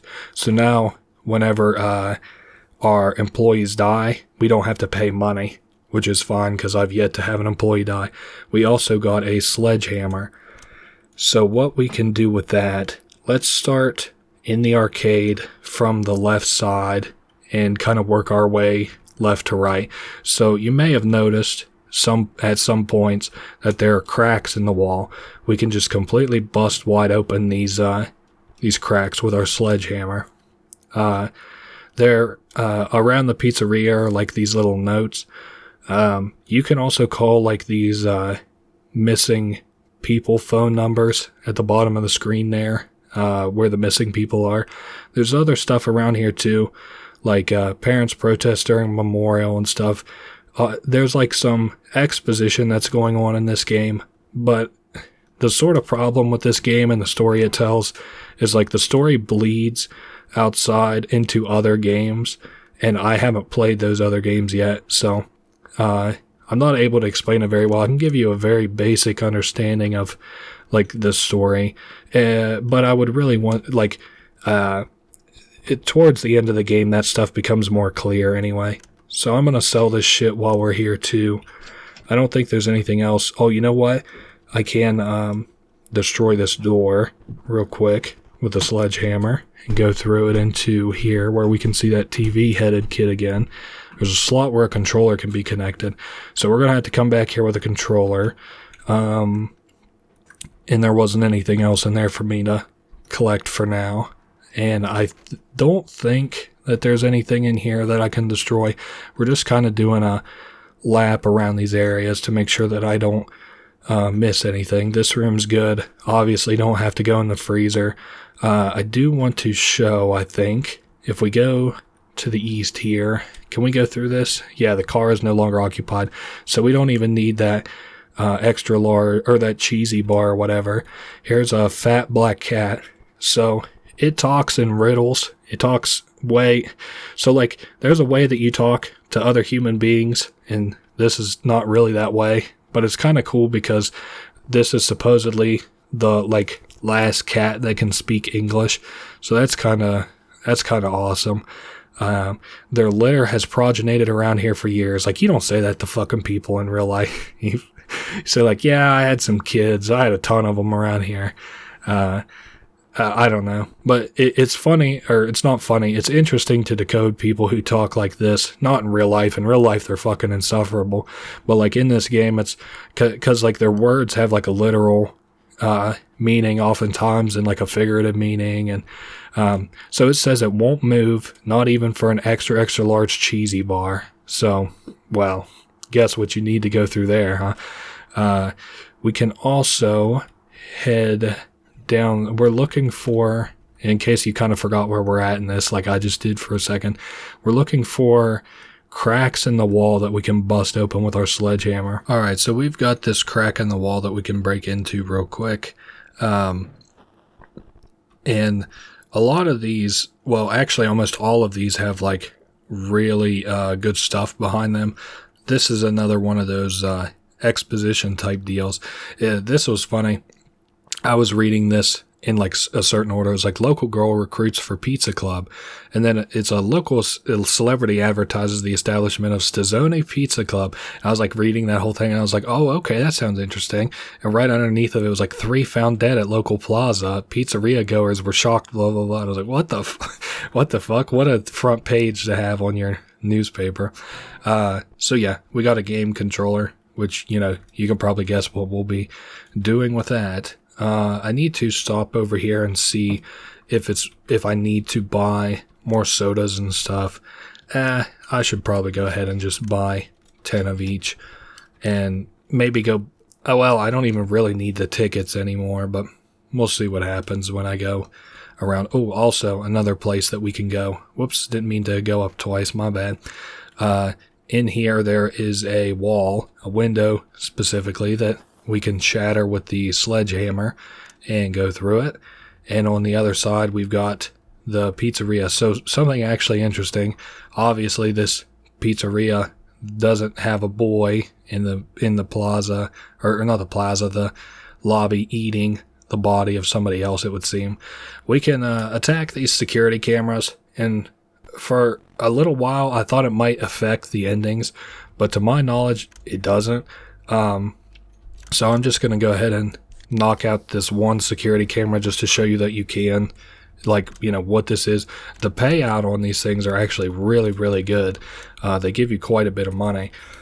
And you handle it the same way you handle most 1v1s with enemies in this game. You just hit the soda, you go to mark it, and then you just keep throwing the frisbee at it until you kill it.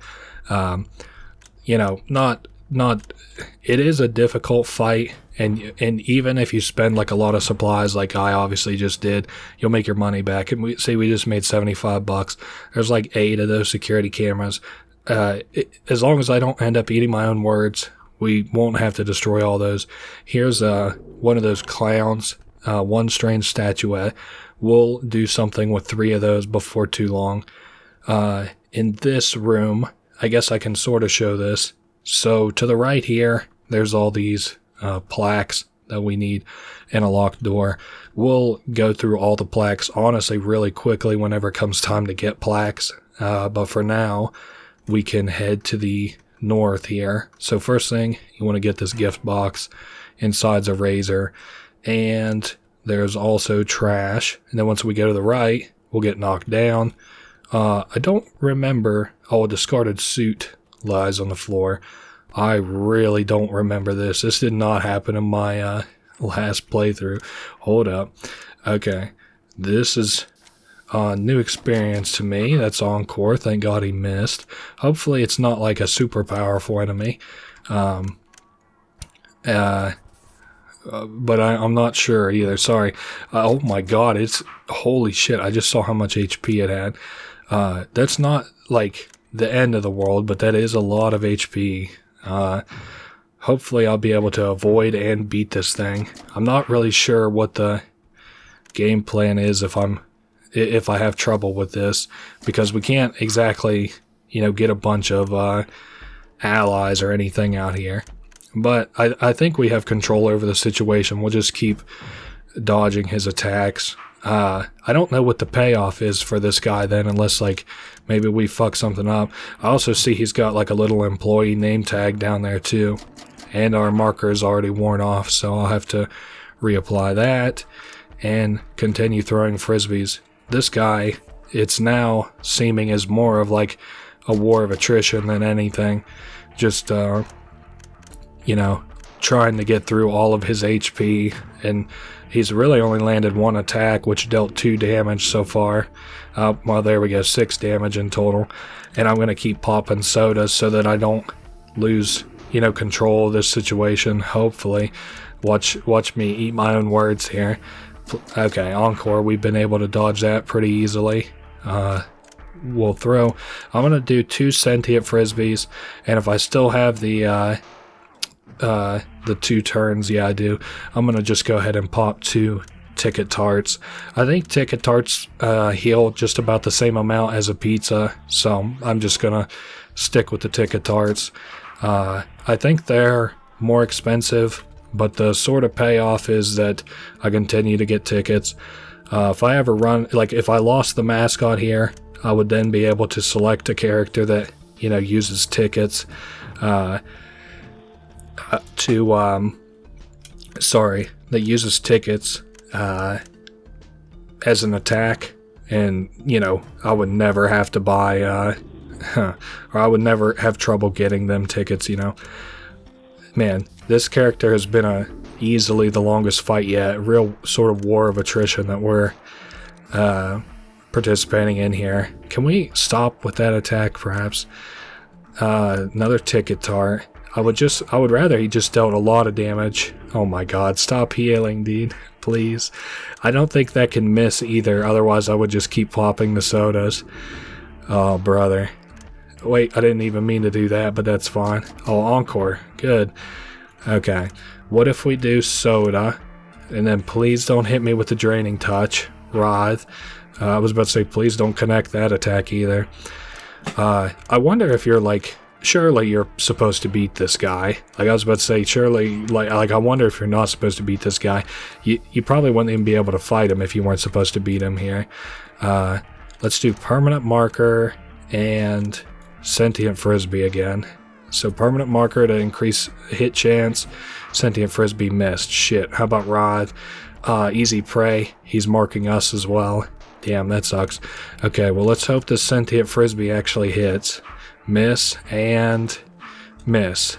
Alright, how about misses on your end? Man, neither of us can hit, and of course he hits with the drain touch, so it's a guaranteed hit. That's lame. Okay, and he's back to encore. Easy prey to mark us. Hopefully he's still got his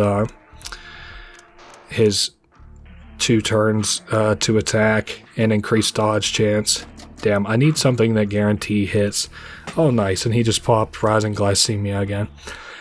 Well, damn, this has been a real fight. I don't really know. You know what? It would be lame to cut this fight now. I was about to say maybe this is like boring to watch, but really this has been the hardest fight so far in the whole game, and I already said I don't know what's at the end of it, so man, good thing I like went and bought a ton of items for no reason. 8 heals there, 7 there, so that, yeah, it lands us at 23 HP. I just need an attack to hit, and then I would be happy. How about just like a normal... Wait, hold up. What if we just do like a permanent marker?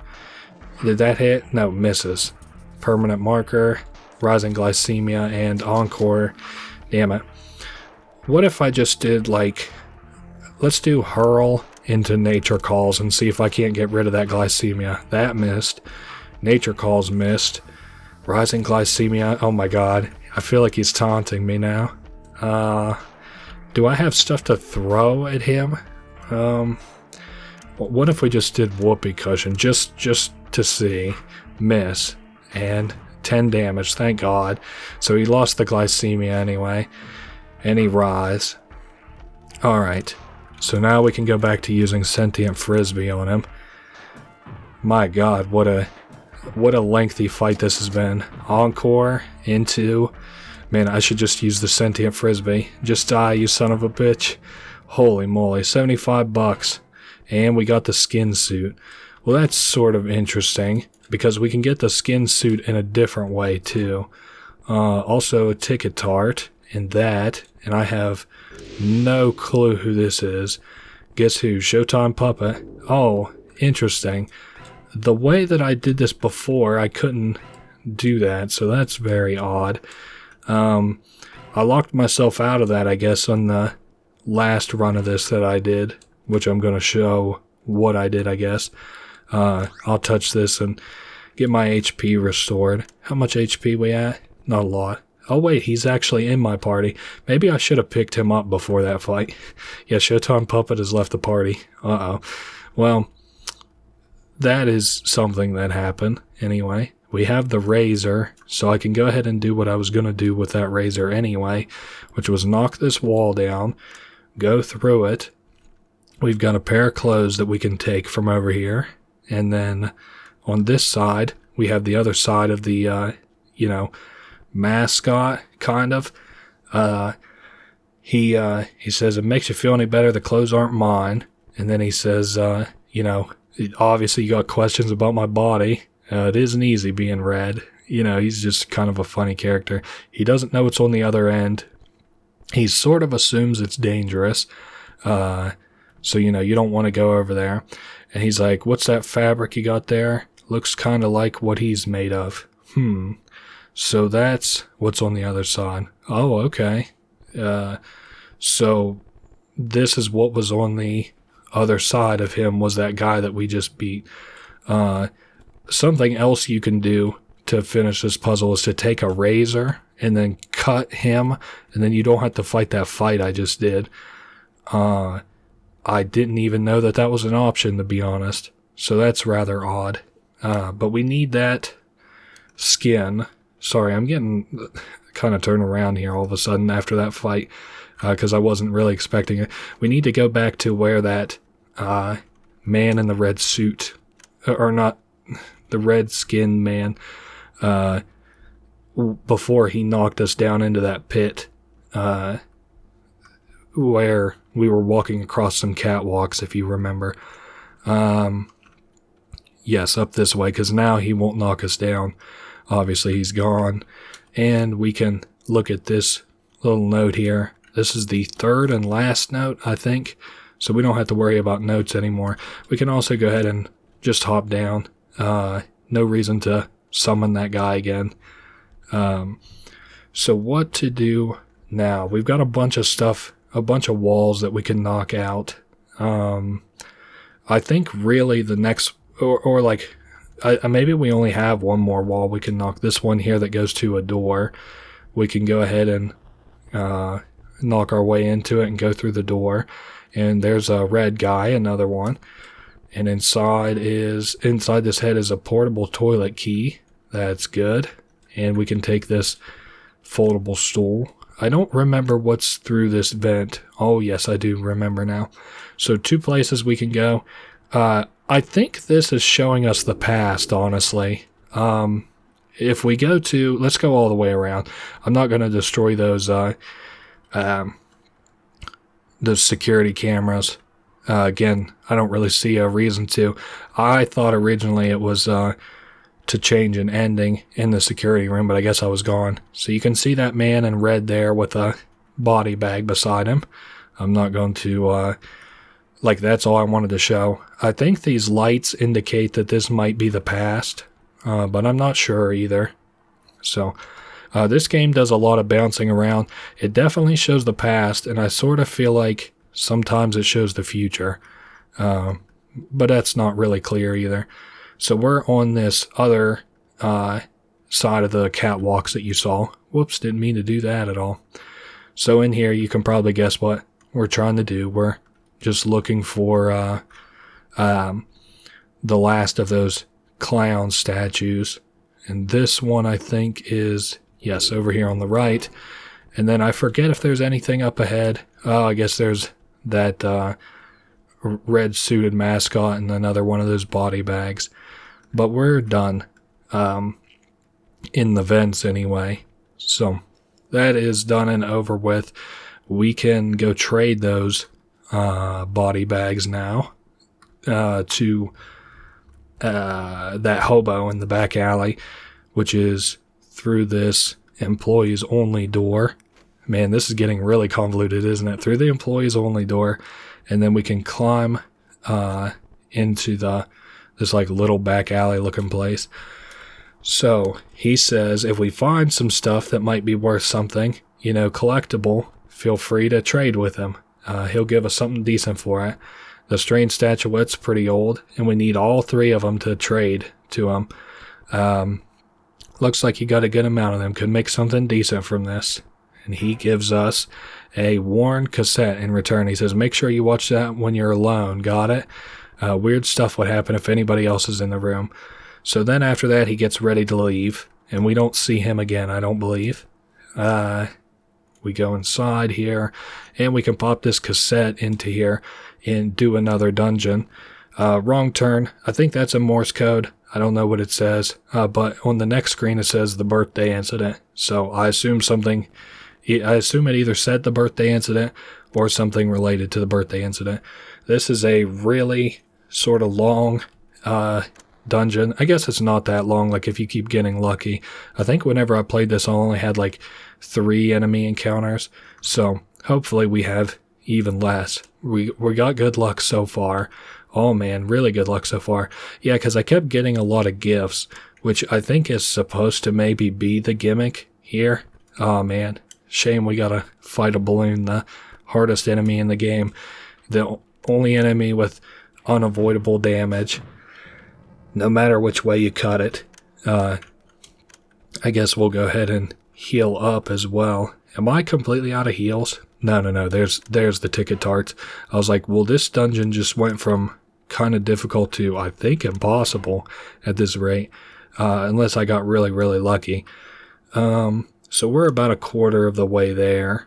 What do we have? Oh, another balloon. Watch. We'll get like 10 balloons here. Just the most pain in the ass enemy. About how much damage they deal. Probably 5 on average. So I guess, we'll have that to contend with. The boss for this area isn't that difficult either. I guess if worst came to truly worst, we could open one of the gift boxes, see what's inside of it. But again, 9 times out of 10 for me anyway, those are all enemies. So I'm not really going to screw with it that much. Another balloon. I kind of like, I always figured a game like this would probably have a bit of a bigger community around it, because people generally like, and again, it's not, I mean, we're not really doing anything right now, but walking around, but people like games that like have the same setting as Five Nights at Freddy's. I'm thinking like the PopCap games are pretty, they usually have like a pretty active community around them. So kind of surprised me that this game doesn't have like a really dedicated fan base that's like, well, like broken this down and stuff. Maybe sort of what I think is like, people approach this game and think that the story is only the one game. And so there's some things that don't really make sense to them. Like it didn't make sense to me, and they don't really have the patience to play other games. A lot of the times the stuff that I cover is, where that's coming from. Like, my deep dives and stuff are a lot of the times from people who like wanted, or like, they're hard to approach those kind of games because you have to play like 8 games to get the whole story or something. This developer, at least you only have to do 3 games. So we're getting close to the end of this area, thank goodness. Hopefully my mascot doesn't die. Oh, thank God. All right. Now, I do want to heal before we get ready to fight the boss of this area. But like I said, for like a level 4 difficulty, this really isn't all that difficult, thankfully. And then we'll do, I think, a ticket tart or 2 on the rustled chef. I do want to look into Oates' other games, employee file. So full HP on that, full HP on that. So we're ready for the final fight. And final fight of this dungeon. And again, it's not really what I consider to be like all that difficult. It's just a clown who chuckles. It has like the same sort of look, I think, as the those statues that we gave away to that guy. Hard to tell what that means. Other than like this place evidently had another incarnation other than this one. I've been thinking of doing like smaller like videos for games that have like less lore, and then I would be able to put those out more often. This would be like a prime candidate for something like that. I would love to cover like this series, but the problem that I usually fall into with something like this is I usually get to like a certain point and I'm like, okay, it won't be that bad. I just have to like play 3 games, and they're all like short games, and then I get into it and there's like 50 minutes worth of lore, and I'm like, well, fuck. I guess this has to be a full-size one. Honestly, that's how my Lone Survivor one went. Okay, so he's trying to attack Mascot, and both of those missed. Now that his 2 attacks and increased dodge chances out of the way, he's going to start taking a lot of damage, since we can attack him 2 times per turn with each character. And if he keeps missing, I mean, he's just kind of cooked anyway. I really like the Sentient Frisbee move. The Whoopee Cushion is good too. I guess really it's whichever one that you're able to get first. Okay, he's got a third of HP left. That's really not much at all. Whoops, I accidentally clicked on attack instead of just to throw the Sentient Frisbee some more.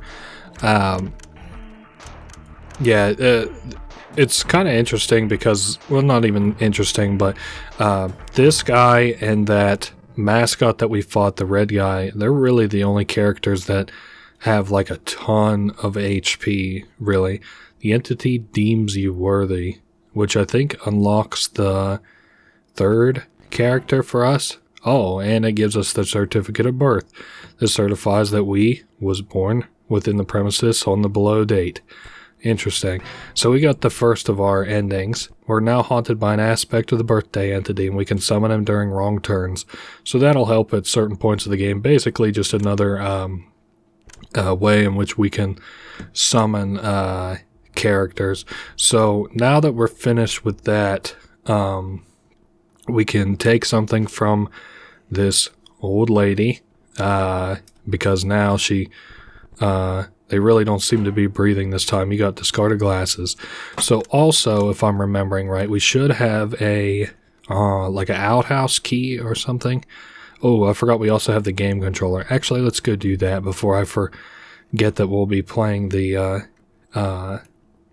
that. Also, I'm kind of like losing track of where things are because we're getting a little complicated here. So there's the portable toilet key. That's one thing that I need.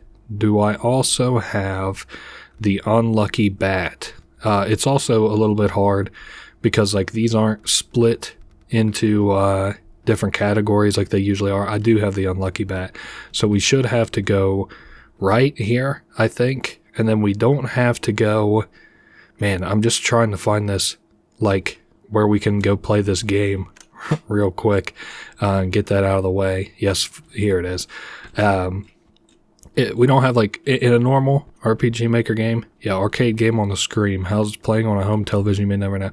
Oh, okay, so then we have to take that. Sorry, because it's just 2 TVs, I get all turned around on which one's which. So we'll have to go to the restroom in the west. That's right. Yeah, so we're kind of not, like, wrapping things up, but we only have, like... we're basically going around and kind of collecting the certificates now. Do I have any razors? I have 2 razors, as a matter of fact, and I don't think that I actually need them for anything, so we can go ahead and cut open both of these and get $75 in each of them.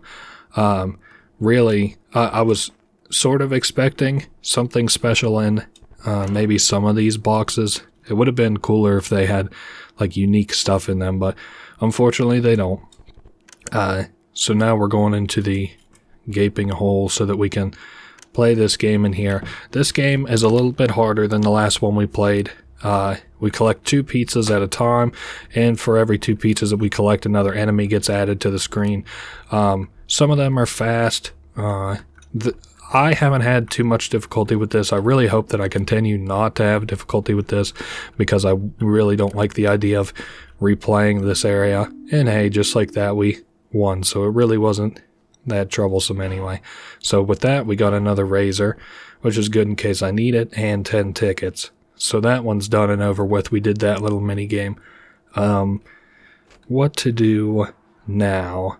So the kitchen, I think we're... like more, we did everything in the kitchen. Do I have that extra large breezy bar? Or is that something I do somewhere else? Or cheesy bar? You know what? I think we do that somewhere else. So let's go out front to where that porta potty was that I talked about over here, and we unlock it. We go through the porta potty, and then on the other side, there's actually something kind of unique. I can't prove it with dialogue anymore because the person who says it is dead.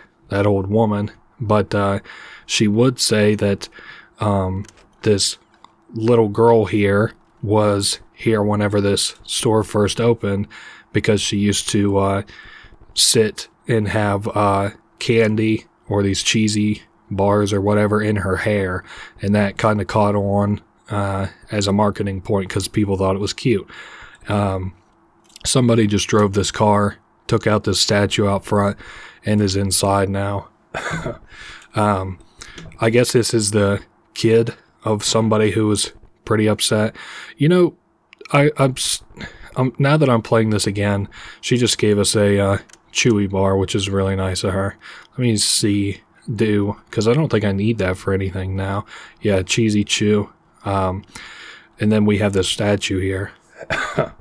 That kid with the red hair kind of looks like the manager a little bit. And I don't know. Oh, also, I forgot we're going to need the this little discarded wig. And we're going to want to summon this employee. No job left unfinished. It's the senior staff, that old woman. And she acts basically like a security person. And damn, there's another razor. I don't think we even need that many razors. But we'll see. So we come in here, interact with this corpse.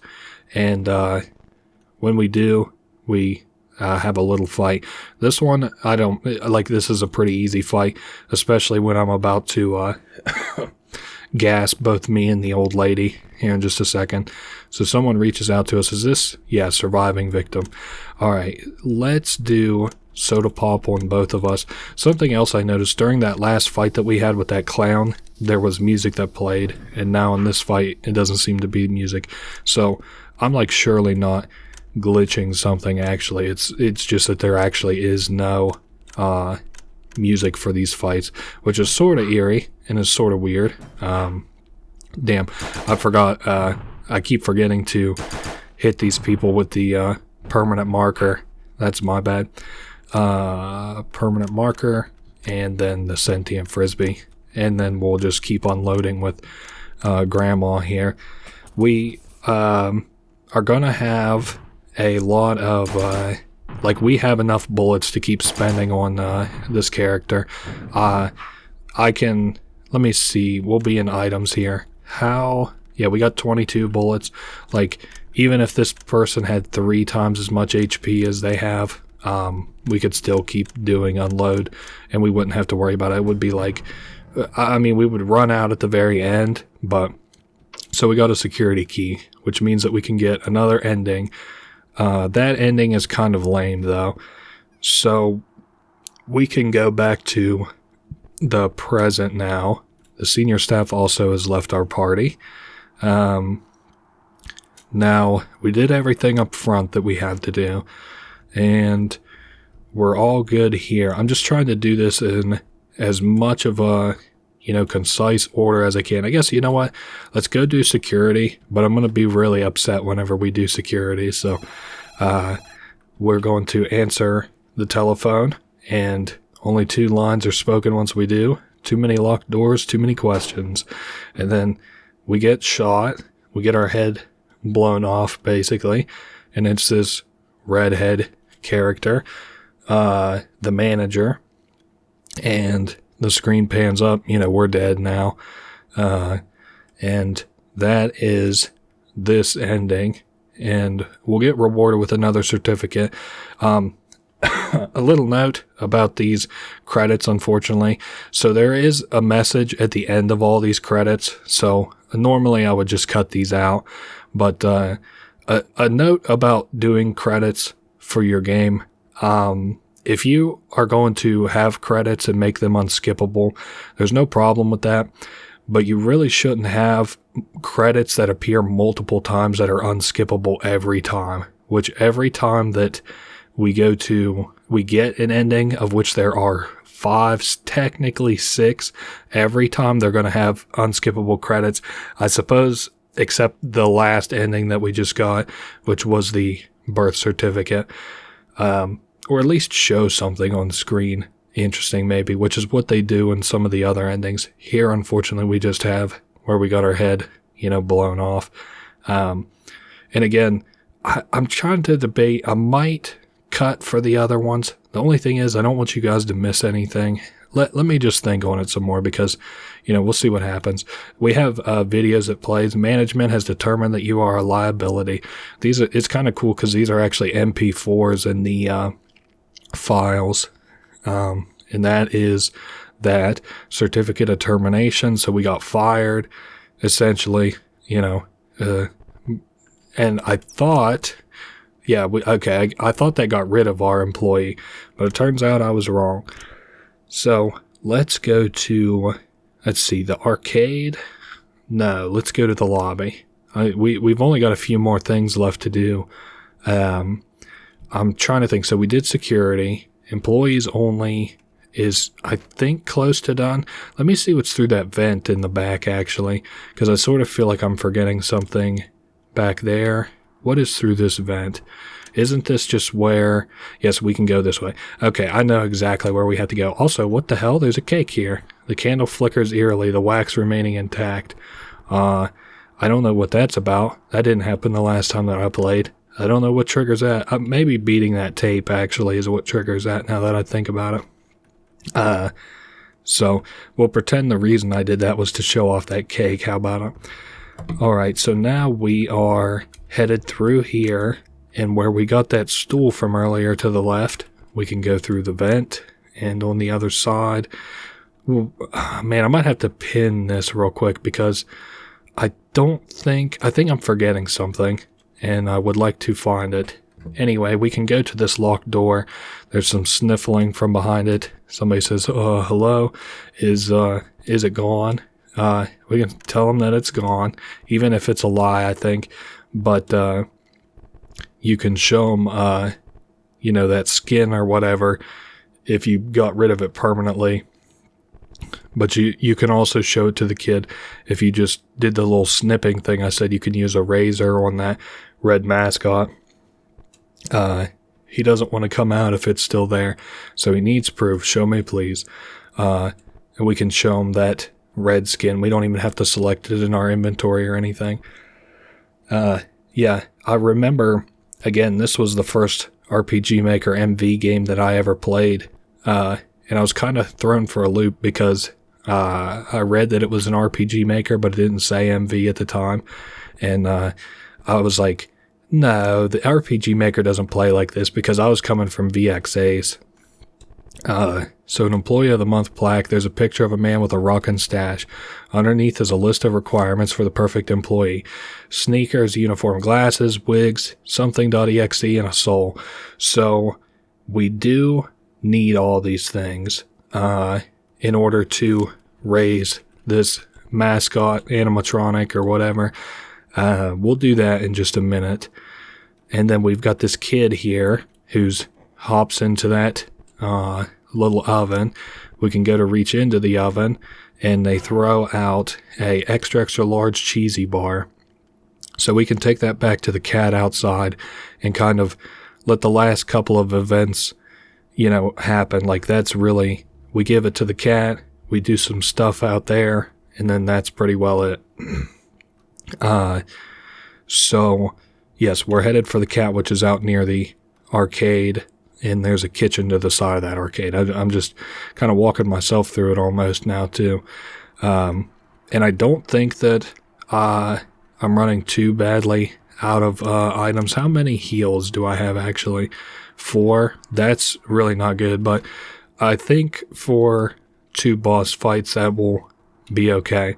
So don't forget, we go through the car, end up on the other side. Here's this really fat cat who wants an extra large cheesy bar, phantom from my youth. So, just some fat cat that wants a cheesy bar. It stirs carnal urges. Bring it closer. So it's just a hungry fat cat. Yeah, again, I this was the first MV game I played. I was like, no, this isn't tiles. Like, you're not walking on tiles. What the hell is going on here? I played a lot of the VXAce games, and I played some of the RPG Maker 2003 games. Really, RPG Maker, some people make really good games like this one. It's actually kind of crazy. This isn't the first RPG Maker game that I played, but on this channel, but I am surprised that this is one of the earliest ones because I do like a lot of RPG Maker games. So the cat just exhaled, and we got a soul because it died, which is unfortunate, but at least it had the thing that it loved before it died. Now we've got 2 back-to-back endings and then a third ending to get real quick. So this takes us what sort of seems maybe further. I don't know. We got lost through space and time. It says one night at the Stees. I think this takes us into the future, but I'm not willing to die on that hill because this place is on fire. We recruit all of our little team members here, of which you can probably guess we're going to pick up 3 of them, and it's going to be the 3 that are actually recruited. So the next one's going to be that little clown fella. None of this is like overly difficult or anything. I'm going to do approach the source of the fire, and there should be, you can see like this place is on fire, being destroyed, and there are like a pair of eyes there, so we can feed or destroy it. I'm going to destroy it for the first time and then feed it for the second time. And yeah, it's just, for now, a pair of eyes, and then it sort of develops into a bigger enemy. You can see it's a helpless kid. So first things first, as always, I'm going to pump us all full of soda, just to make this, this fight's going to go over quick and without a hitch, really. I do have to remember to purchase more soda the next time we're back in the overworld. I didn't realize that we were actually running so low on soda.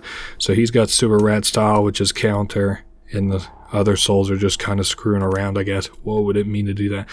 Okay, so I want to do hurl for these, and then hurl for her as well, so that I can do damage to everything. And for these other guys, I'm going to do sentient frisbee on the helpless kid. And this guy, I want to see what his skills are. Drain touch, nah. A pungent cake that heals all status ailments. What's inside remains a surprise.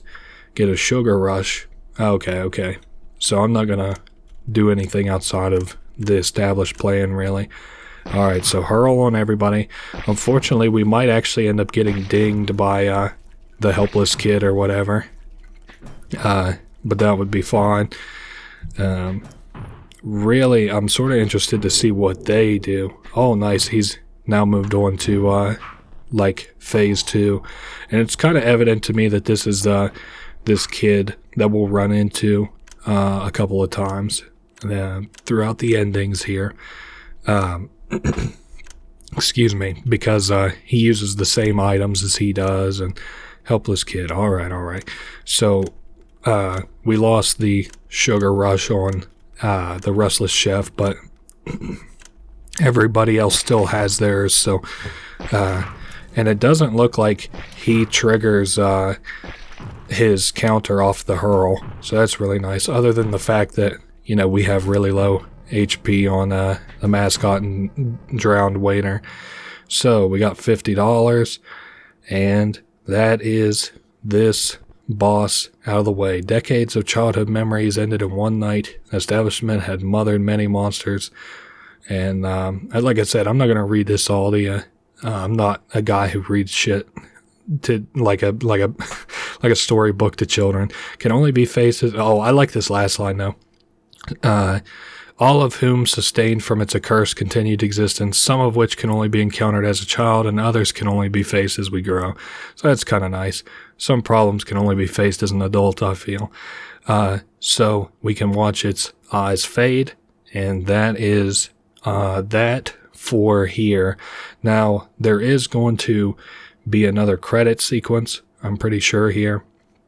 And, yeah, urban myth then fades to legend. Wow. How nice. So yeah, there's going to be this. I'll be back whenever the VHS thing cuts in. 1 second. Alright, the embers of the establishment continue to fade to the end of the decade. And that is that. And we've got the VHS effect here. The rest of the establishment burned down later that evening. I guess a happy end, question mark. So that is, none of the employees were ever found. There's like, the employees seem kind of evil. Some of them, like us, seem kind of, like not involved in the evil, but like, we just happened to be there and stuff.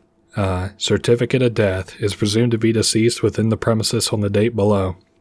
So that is the third certificate. Now we... Oh, wait, actually, you know what we can do? We can activate that wrong turn from here, as a matter of fact. So we just want to do the stees again. And what we're going to do this time, you can pick these guys up and still pick feed at the end of this and nothing changes. But I'm just doing this to skip their summon dialogue and stuff because there's no reason to, show that off or anything.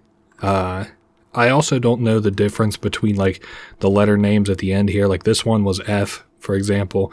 I don't know why it says CPF like at the end. Like if your stats mean anything, they don't. So now we're going to feed him this time. And normally you would come here with your like teammates and feed them to him. And this is like the same idea. Now you'll have to fight your allies. So first things first, I forgot to pick up more soda, but that's fine. Excrement, that's a gross attack. Speechless also missed. Wow, sucks for you guys. What is the move here, maybe? Maybe permanent marker, and then, not that, for sure. Sentient Frisbee on the drowned waiter. So time and space bends unexpectedly. So now the Showtime puppet is on our team. And we get more teammates as time goes on. So that's kind of cool. This time we, like, at least to me, it seems that we're, like, fighting our old allies. And, these are, like, our, like, the enemies before, if that makes sense. Now we got another one, the senior staff this time. Or maybe it's more like, your, these are, like, all deceased allies that we normally have. And instead, sorry, I'm trying to queue up some attacks. These are all like alive, people that we have on our team now. I don't know what to think of this game's story, honestly. And we got the kid as our, last team member. I don't think that that's the kid we've been seeing, but I don't know either. I guess we could probably look at their attacks and see. I don't think I want to do Hurl. I want to do Sentient Frisbee a couple of times. Sentient Frisbee off that, and then Unload. And then I want to see Food Fight, Wombo Combo, Lucky Bat. Yeah, so that actually is probably the kid then. We're Sentient Frisbeeing the mess out of this guy. Oh man, unloaded the GAD on him. And now all that's left is this little clown guy. Showtime Puppet's skills are sealed, which just means that speechless attack landed, which obviously means that you can't use skills, which is fine because we're just throwing items at this character anyway. I'm hoping that this is able to kill, but I'm not really feeling optimistic about it. I guess the only difference is I would just have to queue up attacks again. And he missed Mascot once again. Kind of crazy, it looks like. I'm going to be able to go through this whole game with just one character. Again, it's funny, I prefaced this like a whole lot. I was like, you're going to lose characters, get used to it. You're going to lose them. And then here we are at the very end, and I like haven't lost any of them. So, anyway, we fed the entity this time, for whatever that means. And, yeah, that's... This time, things went a little differently. You can see there's the kid eating the pizza.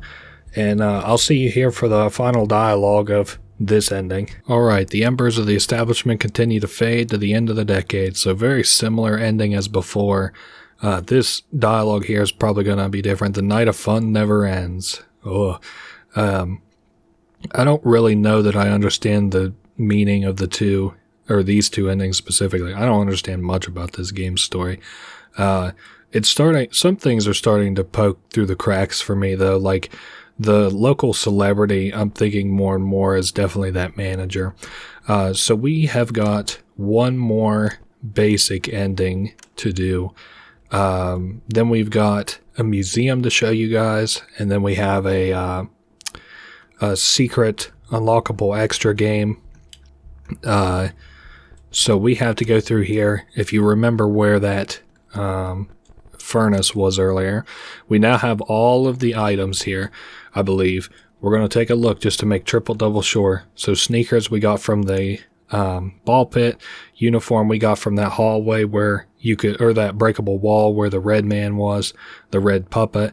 Glasses we got from the old lady who died. Wig we got from the past. The whatever.exe we got from the arcade boss. And the soul we got from the cat. So we can put all of those into this thing, and then it will summon us a ally. That being the I think it's the kid. It's just called, yeah, the kid joins the party. All right, so you can beat this boss without the kid. That's like, oh, wait a second, I just realized something. Oh, I said this so many times. We're gonna need soda for this fight. I just remembered. Yeah, kid and the old woman leave your party whenever you leave the areas in which you're expected to use them. So like that old woman left the party whenever we were leaving, if you remember the past. I don't know what significance she has to the past other than she was around for it, so hard to tell. And we could probably buy markers and stuff too here. We really don't need that much stuff because this is like the last sort of normalish fight. And I guess maybe it's worth popping in and grabbing a pizza from the restroom, as gross as that sounds, just to have it for the fight so that I don't get into it and go like, man, I should have just got that pizza. There we are. So we got plenty of pizza now too. And we can head to the final boss once we pick up the kid once again. I was some of the like the ending stuff here, like I knew that we did something with the kid the first time that I played, and I had most of the items, but some of them I was kind of lost on. Nice, so we can summon the kid now, and this time I actually participate in the fight. Sorry for the delay, I didn't mean to be a cock tease. Now we can head into the oven, and since we done that, the camera slowly pans to the left, and I don't really understand what that is even supposed to mean, but now that we've done that, we can participate in this fight. There's no difference in this fight whether you summon this kid or not. The only difference is whether or not you like have him on your team, you know, if that sort of makes sense. You can do this fight alone. I've done it before. You probably want a character that's a little bit better than the mascot, but let's do hurl on both enemies and have the kid use the sentient frisbee on the phylactery. So I had to look up actually what a phylactery is, and it's basically like a container for like a soul. I heard somebody, like, I ended up on Reddit of all places trying to figure out like what it meant, because like to hear somebody else describe it, it didn't really make sense to me. If you have ever watched like the Harry Potter stuff, Voldemort's Horcruxes are like what holds the souls, and liches a lot of times put their souls in phylacteries. So that's just kind of explaining what that is real quick. We'll give a soda to the kid and then go back to throwing frisbees at this phylactery. It's not a hard boss. Again, the very first time that I fought it, I had trouble. Then I came back with a character that was much better, and I didn't have the kid with me, and I came back a third time to fight it with the kid to see if it changes the ending, and it doesn't. So nothing changes whether or not you have the kid. I guess I could go ahead and mark this guy to 1 so our attacks hit more, 2 so they crit more. Let's do permanent marker, and then we'll do sentient frisbee out, and hopefully this crits enough. I don't think we'll kill him. I would be really surprised if we were able to. No, we are not. We haven't even gotten a crit so far. Damn. Hey, at least he's not healing back all this HP like that mascot that we fought earlier. That guy was really annoying. Again, that guy was the unsung, I guess, super boss of the game, apparently. Now these are like little souls that are around. They're not that hard. I think that you can just attack, like basic attack them. They're no trouble. And then the kid gets summoned, and you attack him, and he's dead. They all, at the end there, don't have very much HP. So that is the final real ending. Prospectors will lose interest. The bills will remain unpaid. The ghosts will pass on. The establishment will fall to ruin. All these will come to pass as the horrible acts permitted within these walls, and the wondrous memories they hold can never be shared. This way, one moment can truly be yours. So that is the ending there. Once again, we've got some credits. You can see that that kid is dead off to the side. We're going to put a pin in this. I'll be back for the ending message. Alright, so here is the last of the VHSs. The relinquished souls are free from their bondage. And then probably one more text thing if I had to guess. The establishment now makes for a poor vessel. So I think that this one, you like this ending, you kind of like somehow free the souls from battling them. And you've like, wait, it's neighborhood and community poison and it's stagnation. You're like freeing the souls by destroying them in this ending. And there is, I think there's one more maybe. And there is no delivery. Oh, okay. And so what it means by it's a poor vessel is that like it's held these souls for a long time. These, because I'm starting certificate in necromancy. This certifies that blank has mastered the dark art of soul transposition and corporeal reanimation. You get that same certificate whether or not you summon the kid. So we're going to go to the museum now. But like it seems like a family died way back in the day, and then somebody's extended family got upset about it reasonably. After that, like years later, for some reason, this little kid that we see a lot of gets killed as well. And then this is just a basic understanding of the story as I understand it. So the kid that we see a lot in this game gets killed too. And this place, for whatever reason, is like consuming all of these souls. Like it's keeping them in as like a vessel. This place acts as a vessel. And what we did there was like destroy the ability for this place to retain souls. So there are these plaques that are on the wall, 5 of them, the Necromancy one, and then finally the Termination one. And what you get for all of that is access to the, end game for one, I guess. We have to answer the telephone. Congratulations, if you're listening to this, that means that you, through supernatural or other means, have successfully obtained all previous certificates. So, this message here is just letting you know that you completed everything 100%. We thank you for your service and assures that there are no more secrets left to uncover. So that's a little bit misleading. There's no more secrets in this game, I guess, technically. Certificate of completion. We got 100% completion in all previous certificates. And then we can go to the right here and get access to the museum.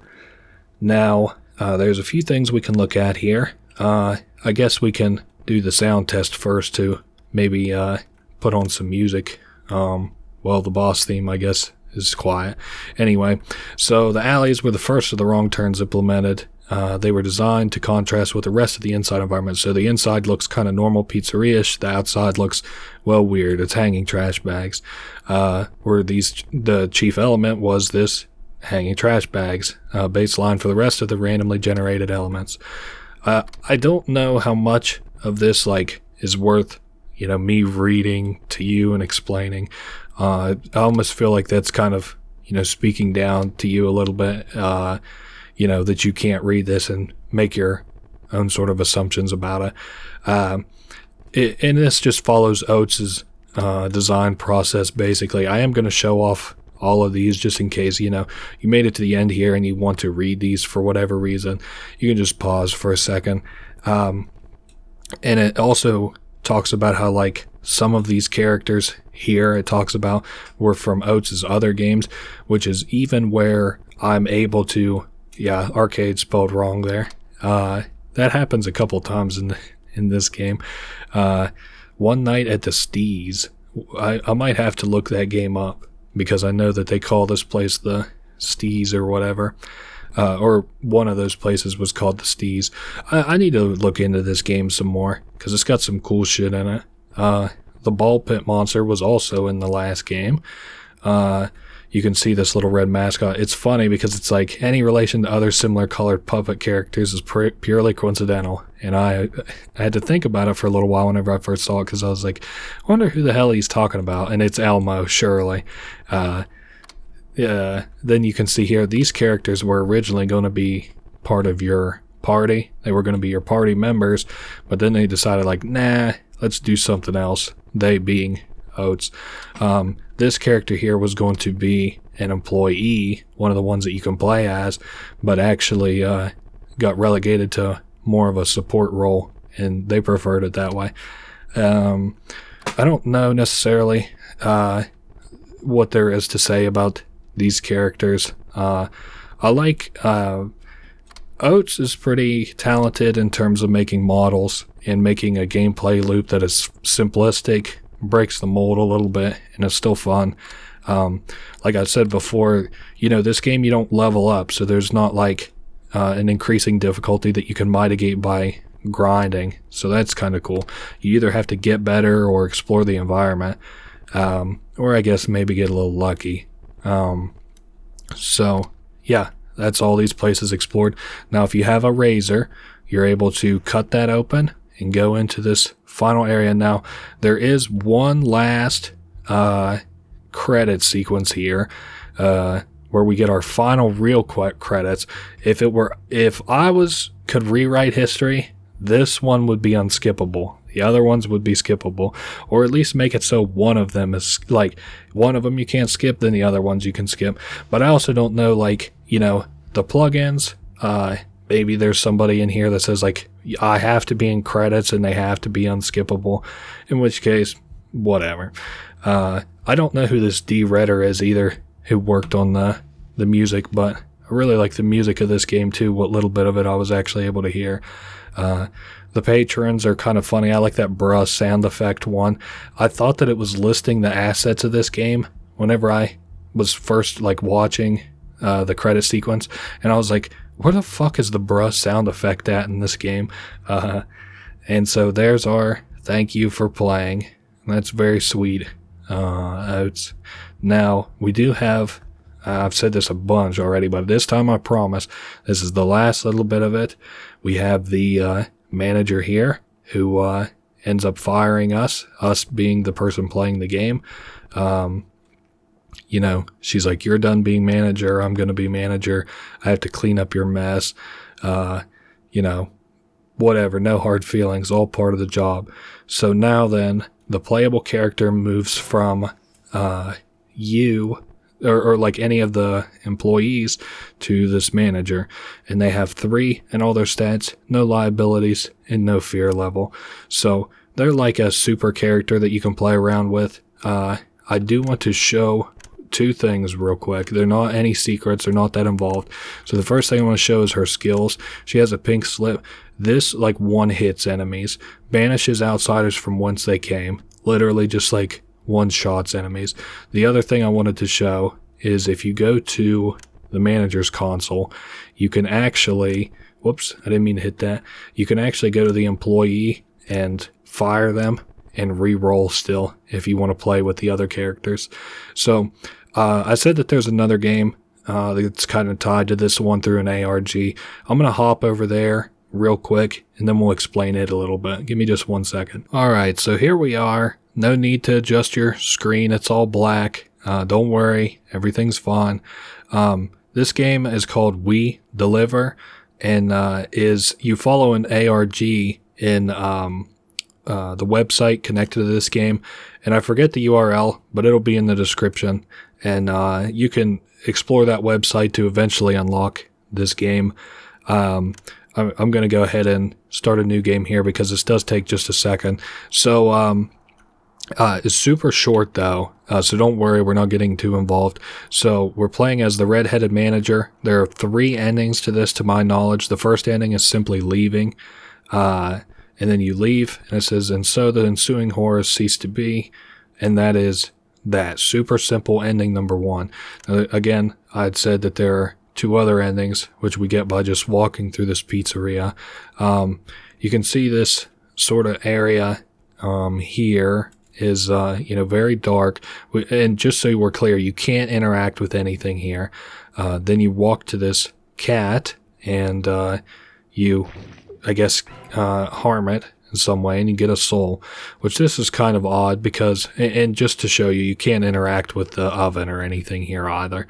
I'll interact with anything we can interact with here, but unfortunately we can't hit like the telephones or anything. So second ending is to take the soul and then leave, the same way as we did in the first ending. And so the forbidden knowledge spread, and saw to the end of mankind. So that's another rather interesting ending.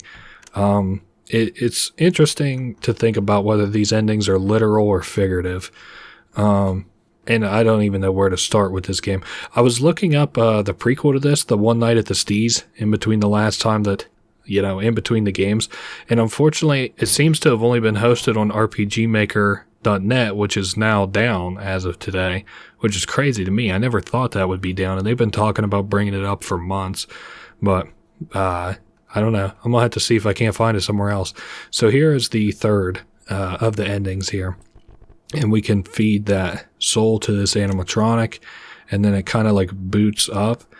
I guess if that kind of makes sense. And so the shift begins. And that is the third and final ending.